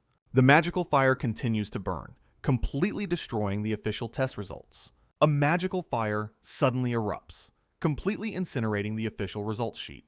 The headmaster explains the document was top secret, and he promised not to show it. Kiltflugel calmly remarks that he didn't expect to see the headmaster's magic here. Soma is completely stunned, questioning how the old headmaster can even use magic. Dismissing him, the headmaster says this is now a talk for adults, sending Soma away. Torgen then orders a surprise Ginobrand to give Soma his full and unwavering support. As Soma turns to leave, the headmaster suddenly questions his ridiculous disguise. Kiltflugel tries to cover for him, but Soma frantically denies it's a personal hobby. He then nervously asks about the condition they had discussed for him to stay. Gathering his courage, Soma asks if he can add just one more condition to their deal. Both Kiltflugel and the headmaster turn to him, listening intently to his request. Having left the office, Soma walks away victoriously with a triumphant pump of his fist. He sighs, relieved the meeting is over, but still worried about the misunderstanding. He wonders about the brother's identity, assuming he must be a high-ranking noble. Soma panics at the thought, frantically waving his hands to dismiss the idea. He decides it's better not to get involved, as it would be far too much trouble. As he walks back towards the bulletin board, he is suddenly spotted by his friends. They immediately rush towards him, shouting his name as he gives a casual wave. His friends frantically ask why he was summoned, and if he is being expelled from school. Back in the office, Kiltflugel begins to discuss Soma's future with the headmaster. Soma frantically reassures his friends, insisting that he isn't being expelled after all. They all sigh in collective relief, their intense anxiety finally starting to fade. Suddenly energized, his classmates grab him and rush towards the bulletin board for the results. Ignoring his protests, they drag and push him through the growing crowd of students. As they finally get close enough to see, both he and Rit stare with nervous anticipation. Sven scans the rankings ahead, wondering if all their hard work paid off in the end. Soma's eyes finally land on the class rankings, his heart sinking at what he sees. He stares in utter disbelief as the board clearly shows the Black Steel class in last place. Sweating profusely, he can't believe they failed so miserably after everything they did. His mind descends into pure panic, trying to comprehend the completely disastrous outcome. Before he can process it, an enraged Ariza delivers a painful punch to his back. Rit then points out his mistake, clarifying they were looking at the fifth-year rankings. Feeling incredibly foolish, Soma confirms that the board does indeed list the senior results. As his friends scold him for the mix-up, he admits he was too tense to read properly. Now even more anxious, he desperately hopes that his class didn't actually come in last. Taking a deep breath, he finally turns his attention to the correct first-year rankings. The board shows the results. White Silver class in first, followed by a shocking second place. It's the Black Steel class, leaving Soma and his friends completely stunned and speechless. The results are undeniable, clearly showing the Black Steel class has secured the number 2 spot. This completely unexpected and unbelievable outcome leaves Soma's mind reeling in shock. As the news sinks in, Rick confirms to a still-dazed Soma that they really got second place. Their friends erupt in celebration, joyfully mobbing Soma and congratulating him on their victory. Oriza playfully ruffles his hair, teasing him about keeping them on edge until the very end. In the background, Sven gives a proud thumbs up, while Ruchika clasps her hands in delight. His overjoyed classmates then hoist him into the air in a triumphant, celebratory toss. Caught in their excitement, Soma grits his teeth and complains that their roughhousing hurts. He winks cheekily, trying to get his overly enthusiastic friends to put him down. The group continues their raucous celebration, their spirits higher than ever before. Ruchika then rushes forward, excitedly calling him Teacher Soma as he waves her off. She urges him to look at the individual rankings, which have also been posted for everyone. They find that not only did Soma place first, but Kiltflugel was second, followed by Ruchika. Soma is completely stunned by her third-place rank, pointing at her name in disbelief. He enthusiastically congratulates her, and she proudly declares that she succeeded. However, Ruchika's expression suddenly turns somber, her happiness fading quickly. Soma then asks about Tachor's rank, as a bandaged Rit looks on with concern. A close-up reveals that Tachor managed to place 285th in the entire year. Soma notes it's 285th out of 312, as Ruchika calls her brother pathetic for the low score. He then checks on the others, finding Rit at 15th and Oriza at 21st, both looking proud. Oriza's former followers also did well, happily showing off their respectable rankings. Unfortunately, Sven placed 178th, leaving him looking completely crushed and dejected. The group's happy celebration is immediately cut short by Sven's dejected silence. He apologizes, feeling he has disgraced his master, but Soma dismisses his concerns. Soma reassures him, praising his hard work and saying his progress is amazing. Sven's eyes sparkle with admiration, completely moved by his master's encouragement. Soma then notes that with most of the class in the double digits, they all did well. Suddenly, an outraged shout cuts through the crowd, accusing them of cheating. It's the Emerald class teacher Gooby, who furiously demands to know how they won. Her own students rush forward, trying their best to calm their enraged teacher down. Another parent joins in, loudly accusing Soma of being an outrageous cheat. Completely exasperated by the baseless accusations, Soma lets out a long, weary sigh. He calmly points out her hypocrisy, noting that she was planning to cheat herself. The direct and accurate accusation leaves Gooby completely stunned and speechless. He then addresses the crowd, declaring he believes the results and now aims for first. His bold declaration sends the other Black Steel students into an emotional frenzy. Soma then turns back to Gooby, coolly reminding her of the promise she made. He formally demands that she step down as the homeroom teacher, per their agreement. Gooby feigns ignorance, asking what kind of nonsense he's talking about now. She then smugly tries to deflect, demanding his expulsion for his past actions. Soma presses on, questioning if she really intends to break their very public promise. Her blatant refusal to honor their wager fills Soma with a quiet, simmering rage. Suddenly, Kiltflugel appears, calmly announcing Gooby will be removed from her teaching position. The shocking and completely unexpected declaration leaves her stammering in disbelief. Kiltflugel finds surprise at her ignorance, coolly questioning her lack of awareness. He explains that he heard she had wagered her position against Soma's expulsion. Gooby scoffs and dismisses the claim, smugly declaring that it's completely impossible. At that, Kiltflugel explodes with rage, shouting at her for daring to gamble with a commoner. He passionately recites a noble creed about taking responsibility for one's words and actions. With an intense glare, he furiously questions her lack of honorable noble conduct. His followers add that even the ducal house is watching, increasing the pressure on her. He gives her a final, chilling glare, warning her not to contradict her own words. Completely broken and humiliated, Gooby collapses to her knees in utter defeat. Her own students, however, erupt into a massive, joyful cheer, celebrating her downfall. The bullied girl from her class approaches Soma, a look of pure relief on her face.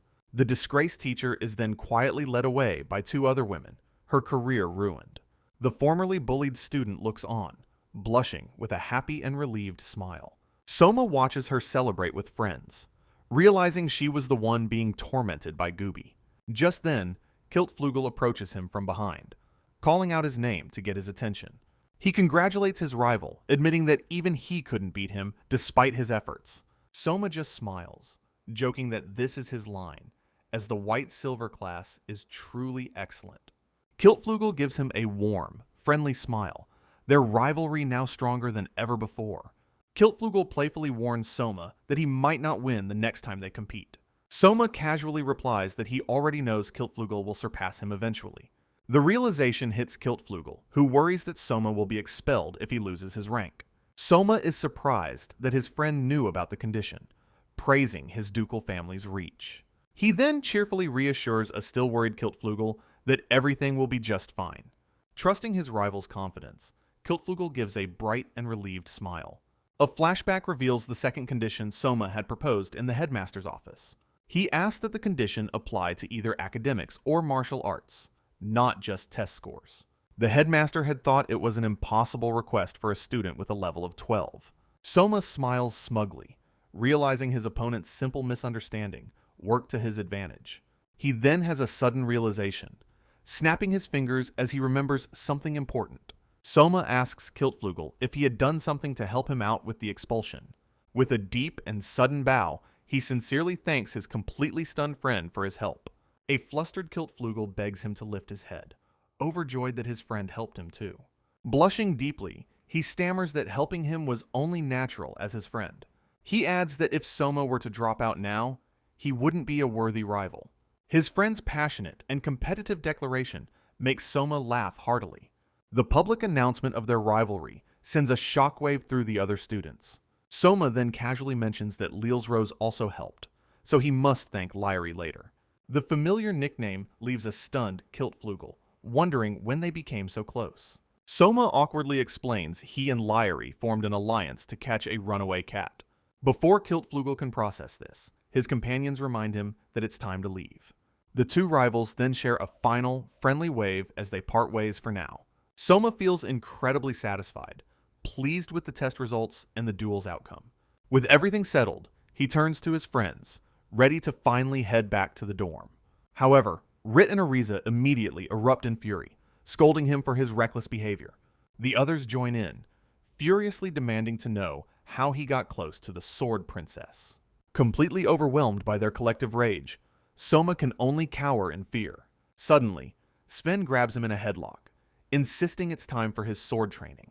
With the chaos finally over, Toucher leads the triumphant class back to their dorm. The group walks back together, their bonds strengthened by their shared victory and struggles. They make their way across the beautiful academy grounds, a truly united Black Steel class. The next day, the sun rises, marking the beginning of a new and peaceful morning. Peace seems to have returned to the often chaotic Black Steel dormitory building. Soma stretches in a forest clearing, ready to begin his morning training with Sven. Sven greets his master with overwhelming enthusiasm, excited for their first training in a while. He then dramatically removes his shirt, eagerly asking Soma to witness all of his progress. With a powerful cry, Sven unleashes a single, focused, and incredibly powerful slash. Just then, a sleepy Toucher wanders into the clearing, yawning as he carries his spear. Sven immediately moves to protect his master, blocking Soma as Toucher looks on in confusion. A flustered Toucher calls it a knight's duty, as Soma frantically tries to stop him. Soma pulls him back, scolding Sven for giving Toucher the completely wrong impression. He then tells Sven to explain his level check request more clearly for their guest. Sven calls his master a demon, as an annoyed Toucher criticizes his bluntness. Soma explains that he had told Rit not to tell anyone about his abilities. The confusing conversation leaves a completely frustrated Toucher demanding an explanation. Soma then decides to show them his unique skill, asking them to keep it a secret. He explains his ability, allows him to see skill levels, extra skills, and bonuses. The shocking revelation leaves Toucher completely stunned, as Soma confirms it's true. With a confident gesture, he activates his skill, preparing to reveal Sven's level. A holographic display appears, showing his swordsmanship is now at a staggering 191.36. Both Soma and Tucher are completely stunned by the incredible and rapid progress. Tucher panics, realizing one of the worst students has nearly reached level 200. Soma congratulates him, adding he's close to unlocking his first bonus skill. Overcome with emotion, Sven tearfully asks his master if he can keep training. The emotional display leaves both Soma and Tucher looking on in stunned silence. Soma playfully punches his disciple, acknowledging how hard he has struggled to get here. A new resolve hardens in his eyes as he thinks about their future training. He realizes that while he can't beat Kiltflugel in academics, he has another path. He looks at Sven, thinking that with martial arts, he might just have a chance. With this new path forward, Soma's expression hardens with a quiet determination. Noticing his sudden change in mood, Tucher turns and asks him what's wrong. Soma just smiles and brushes it off, casually saying that it's nothing to worry about. He then announces his new training plan and cheerfully invites a surprised Tucher to join. With a newfound purpose, Soma declares that things are about to get much more interesting. Later that night at the dorm, Rit's voice calls out to Soma, breaking the quiet. In their room, he suggests they start thinking about what comes after the test. Soma immediately realizes what he's talking about, the upcoming interclass competition. Rit confirms the event is in 2 months, prompting Soma to ask for more details. He explains it's a mock battle, where 4-person teams compete against other classes. Soma realizes this means teamwork will be far more important than individual strength. However, Rit clarifies that high individual skill levels are still the absolute baseline. A determined look in his eye, Soma decides on his first course of action. He declares to his classmates that he will personally raise everyone's martial skill levels. He explains his plan to use his trial and error skill, but Rit tries to stop him. A concerned Rit strongly advises him against using his special ability so openly. He points to Sven's incredible growth, warning that Soma's ability is far too conspicuous. If his power becomes known, Rit warns, Soma's life would be in constant danger. Rit considers the potential consequences, realizing he isn't exaggerating the threat at all. The thought of being exploited by nobles sends Soma into a state of pure, abject terror. Soma tells a shocked Rit to figure out a way to level them up without his help. He argues that since Rit brought it up, he should be the one to take responsibility. An enraged Rit threatens to punch them, forcing Soma into a panicked, immediate apology. Completely defeated, Soma lets out a long sigh, realizing he has to solve it himself. The next day, the school bell rings, signaling the start of their next class. In the lecture hall, their instructor, Gino Brand, makes his way to the front. He stands before them at the podium, announcing he has something important to say. Soma and the other students listen intently as the teacher prepares to speak again. With a deep bow, he offers a sincere and heartfelt apology, taking full responsibility. His sudden and completely unexpected apology leaves the entire class stunned into silence. He then declares that if they will have him, he wants to remain their teacher. He proposes to share the teaching duties with Soma, if the class agrees to it. The instructor adds that this is only possible if they are all willing to forgive him. Oriza speaks up, nonchalantly stating that no one in the class blames him anymore. Her kind and forgiving words leave the instructor looking on, visibly moved by her statement. He asks if this is true, and a student confirms they heard everything from Soma. Oriza explains that since Soma has forgiven him, they have no reason to object. Still seeking their approval, the instructor then turns to the boys in the class. Without hesitation, they all raise their hands, enthusiastically welcoming him back as teacher. Overcome with emotion, a single tear of pure gratitude rolls down the instructor's cheek. Instructor Ginobrand is completely stunned by their unexpected forgiveness. As Soma and his friends look on with unimpressed and tired expressions, and the rest of the exhausted class slumps over their desks, until Soma interrupts, cheerfully declaring that the instructor is mistaken, and explains with a grin that there's a good reason for their feelings. A sentiment his equally exhausted classmates quickly and quietly agree with. The scene then flashes back to a few days prior, during breakfast at the dorm, where one of Tuchor's followers stares at the menu in utter disbelief. The only options are an unappetizing array of vegetable sandwiches, and the other students find the rest of the dishes are also completely meatless. A student complains that even the soup and pasta are nothing but vegetables, as another groans, overwhelmed by the sheer amount of leafy and root vegetables, and wonders if they are being treated like caterpillars for some strange reason, until they all erupt in fury, slamming the tables and shouting that there's no meat.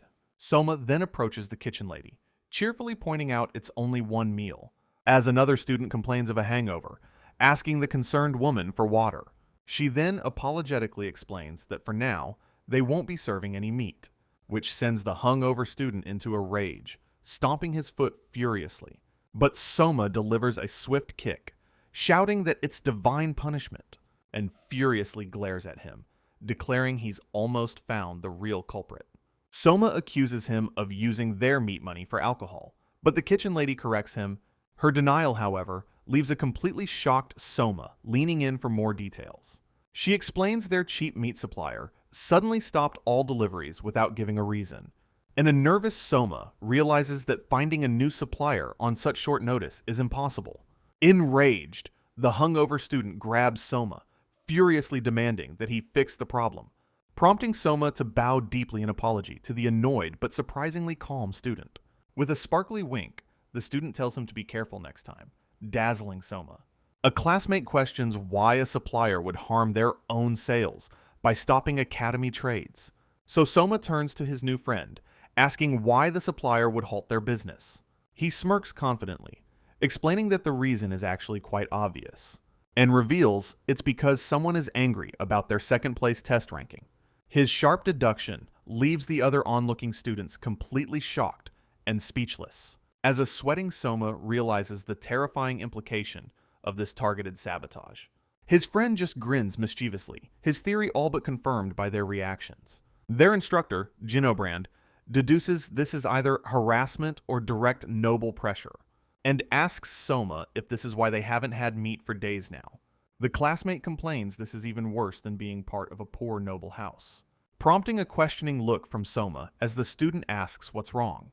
The flustered student denies he's worried about Toucher, insisting it's something else, though it's clear he's just worried about Ruchika not getting enough to eat.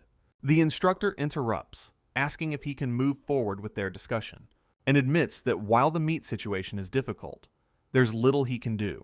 He adds that as a teacher, it's hard for him to simply accept the situation, but Soma cheerfully reassures him, insisting that everything is going to be fine.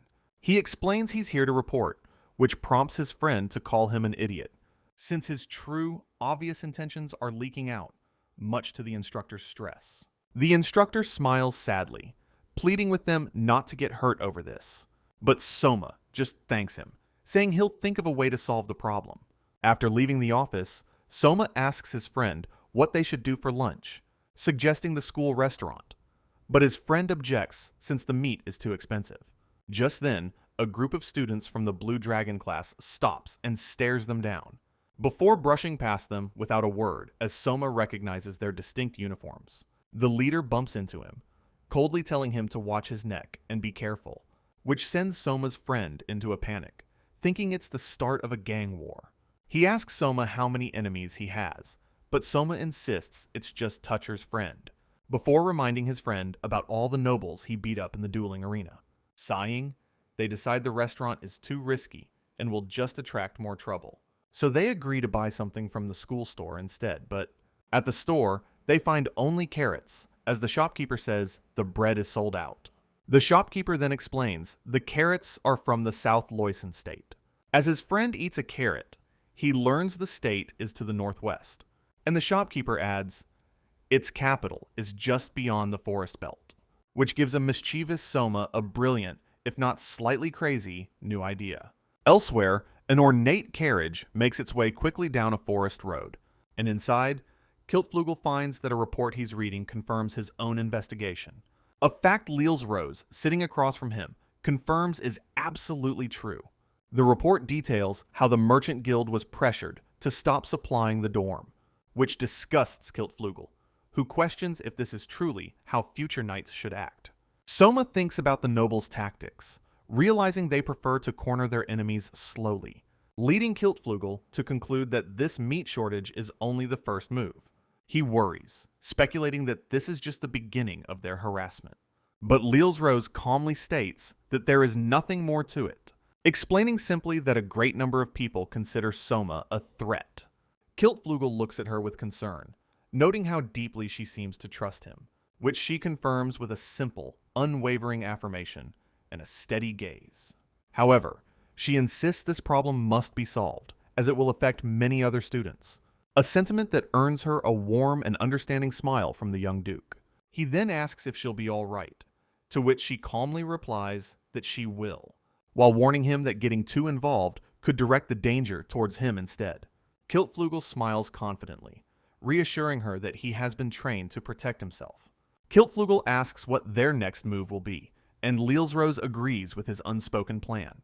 He then reveals there's something specific he would like her to investigate, tapping his chin thoughtfully as he considers his next move. He smiles, convinced that Soma will likely make a move before they even can. Still, they must act quickly, as they have no idea what Soma's actions will bring. 5 days later, the scene shifts back to the gloomy black steel dormitory. Inside the cafeteria, the students are completely dejected, barely touching their food. Soma claps his hands loudly, getting everyone's attention with a cheerful call. His classmates look up from their trays, their expressions completely lethargic. He tells them he knows they're all suffering, because there's no meat to eat, which only earns him a collective deadpan stare from the entire exhausted class. With a sinister smile, he declares he will get the meat, shocking his classmates. Ariza and the others immediately scold him, warning that robbery is a serious crime. Another student asks what kind of crazy plan he has come up with this time. Soma calmly explains that he is from the deep countryside, and that even when he had no meat, he was able to get it with his own power. With a determined clench of his fist, he declares he'll do the same thing here. He announces that if they all go this weekend, they can get more than enough meat. The entire class is instantly electrified, shouting about an endless supply of meat. Now completely energized, they all leap to their feet, eager to go immediately. Soma calms his classmates down, telling them to get ready to go. He tells them to grab their weapons for a hunting trip in the nearby forest. His grand announcement of a forest hunting trip stuns his classmates into silence. He explains there's a forest just west of the school where they can get meat. Hunting also provides valuable monster materials, which means they can earn money too. Just as they get excited, a worried Rit calls out to Soma, interrupting him. Rit warns that while wild animals are fine, monsters are dangerous and not edible. He explains that goblins, orcs, and wolves are a serious threat, terrifying the class. Soma reassures them, saying he used to hunt beasts in the countryside all the time. He then reveals the bag of money he showed them was earned from selling beast meat. With a mischievous smile, he asks if they want to try hunting, since he can do it. Suddenly, a panicked Rit shouts at him for always doing such dangerous things. He glares at Soma with an incredibly serious and angry expression, clearly upset. Soma is completely taken aback by his roommate's sudden and intense outburst. Fed up, Rit storms off, telling the kitchen staff he's done with this conversation. Soma is left completely bewildered, wondering what just happened and why Rit is so angry. A friend approaches a confused Soma, asking what is wrong with the food. He then informs Soma that he has just made his bride very angry. Soma just flatly denies having any interest in men, completely missing the point. The blatant misunderstanding leaves both Soma and his friend looking completely confused. His friend is utterly confused by the bride comment, questioning their relationship. Soma rallies the others, declaring hunting will provide both meat and money. With renewed hope, he tells everyone to gather at the main academy gates. Sometime later, he waits at the gate with Sven and a newly armored Toucher. The trio sets out, fully equipped with weapons and armor for the hunt. Soma is furious that only 2 people came, as Toucher mocks his lack of popularity. The two immediately start bickering, trading insults about each other's appearance. Sven calmly interrupts them, suggesting they just practice their swings instead. A gate guard reminds them of the curfew, telling them to return by 6 o'clock. As they leave, Toucher asks how they'll get to the forest, suggesting horses. Soma explains they can't carry a deer back on horseback over 10 kilometers. He then declares they'll be traveling on foot, much to his companion's shock.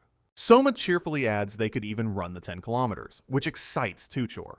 Toucher then points out that Soma is only lightly equipped and has no armor. Soma just laughs it off, teasingly telling Toucher to carry his own spear. Furious, Toucher shouts at him to explain as Soma sprints off into the fields. They soon arrive at the forest's edge, entering the dense, quiet woods. Inside, a bird sits peacefully on a branch, completely unaware of their presence. Soma silently draws his bow, taking aim with swift and practiced precision. With a satisfied look, he approaches his first kill of the day. The arrow strikes true, hitting the bird squarely in the chest. He then demonstrates how to quickly dispatch the bird using a makeshift gut hook. With a drool, he daydreams about the delicious fried bird they'll have for dinner. Wasting no time, he immediately knocks another arrow, ready to continue the hunt. With a grin, he takes aim once more, eager to hunt down even more prey. Just then, Toucher furiously shouts at him for running off and hunting alone. Soma returns with a massive haul of birds, leaving his companions completely speechless. He cheerfully explains he caught about 20, as a suspicious Toucher questions his story. Soma then asks them what they want to do, pointing out that they must be tired. A flashback reveals that an hour ago, both were completely exhausted from the long run. Despite their fatigue, they both furiously declare they are definitely going hunting. As they walk through the woods, Sven calls out to his master for guidance. Sven admits he can't use a bow, while Tuchor complains he can't see any birds. Soma explains that with practice, one can learn to see them even when they're hidden. He adds that considering their weapons, hunting small birds is simply nonsensical. Instead, he reveals their true targets are large, four-legged beasts like deer and boars. He holds up a hand, telling them to listen carefully as he explains the rules. His first rule is simple. Even if cornered, they must not die under any circumstances. Toucher complains about the absurdly difficult rule, since they have no special tools. Soma then holds up 2 fingers, giving them his second rule. Always fight in pairs. He assigns positions, placing Sven on the right and Toucher on the left. Soma explains he will act as the beater, driving the prey from hiding towards them. For his final rule, he orders whoever is closer to use their extra skill for the kill. Though nervous about their lack of experience, they both steel themselves for the hunt.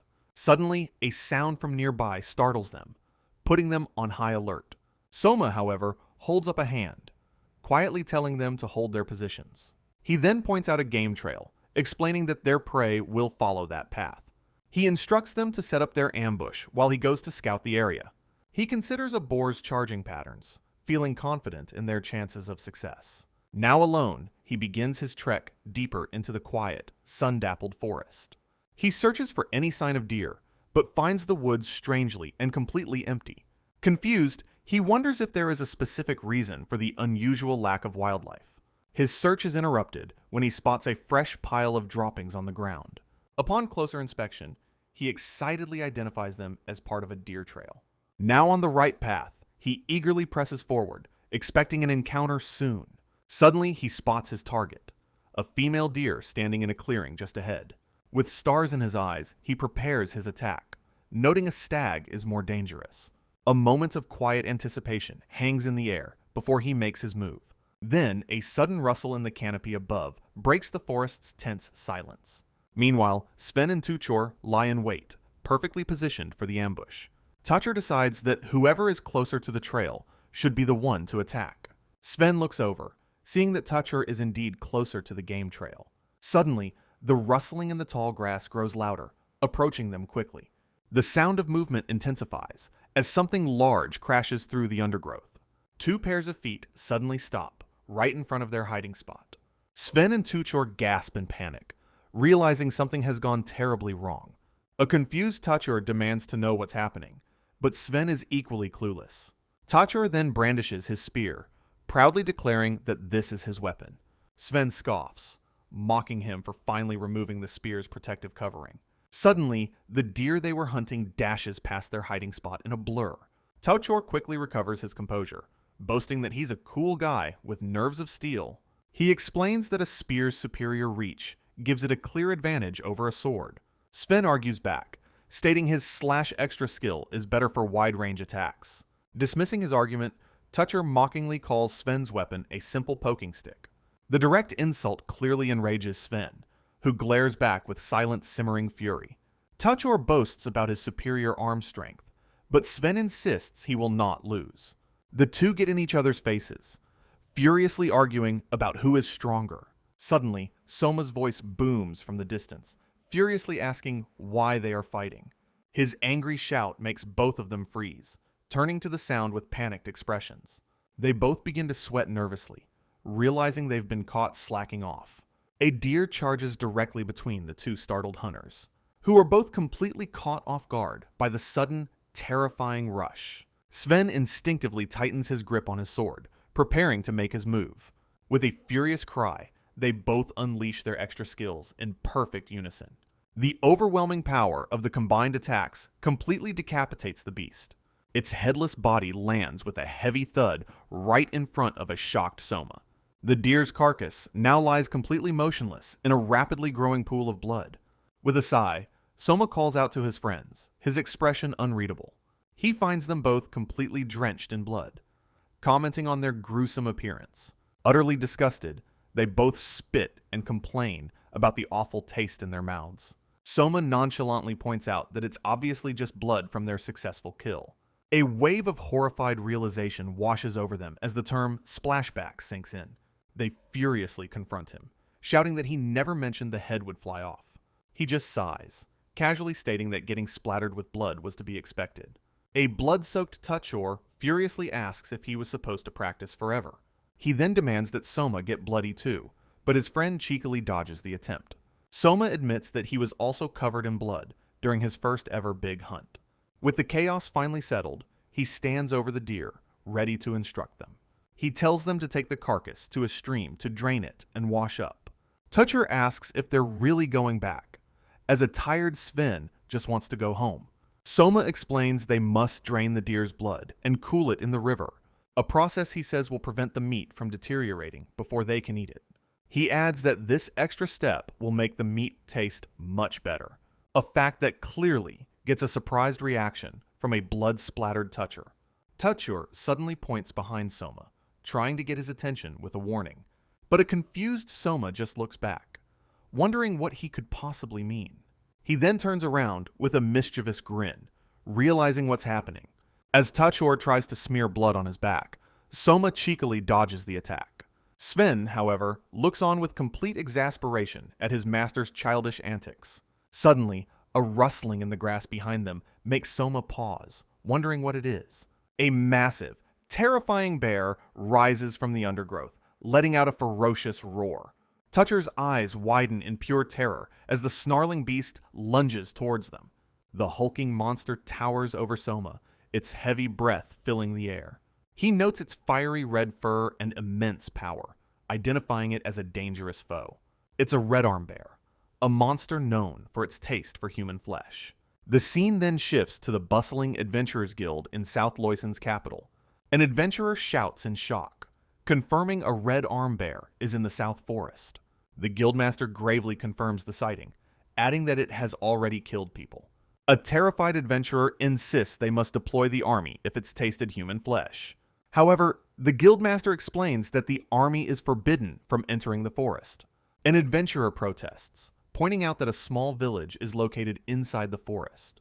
The guildmaster looks on with grim resolve, stating that is precisely the reason. He passionately declares that if the army won't act, then the guild must step up.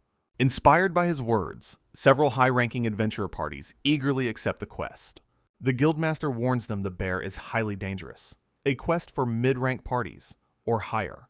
He adds a stern warning for any lower-ranked adventurers not to interfere in the hunt. Back in the forest, the bear snarls menacingly, cornering Soma and the other hunters. Toucher immediately shouts for everyone to run as they scatter in a complete panic. The massive bear lets out another deafening, saliva-filled roar of pure fury.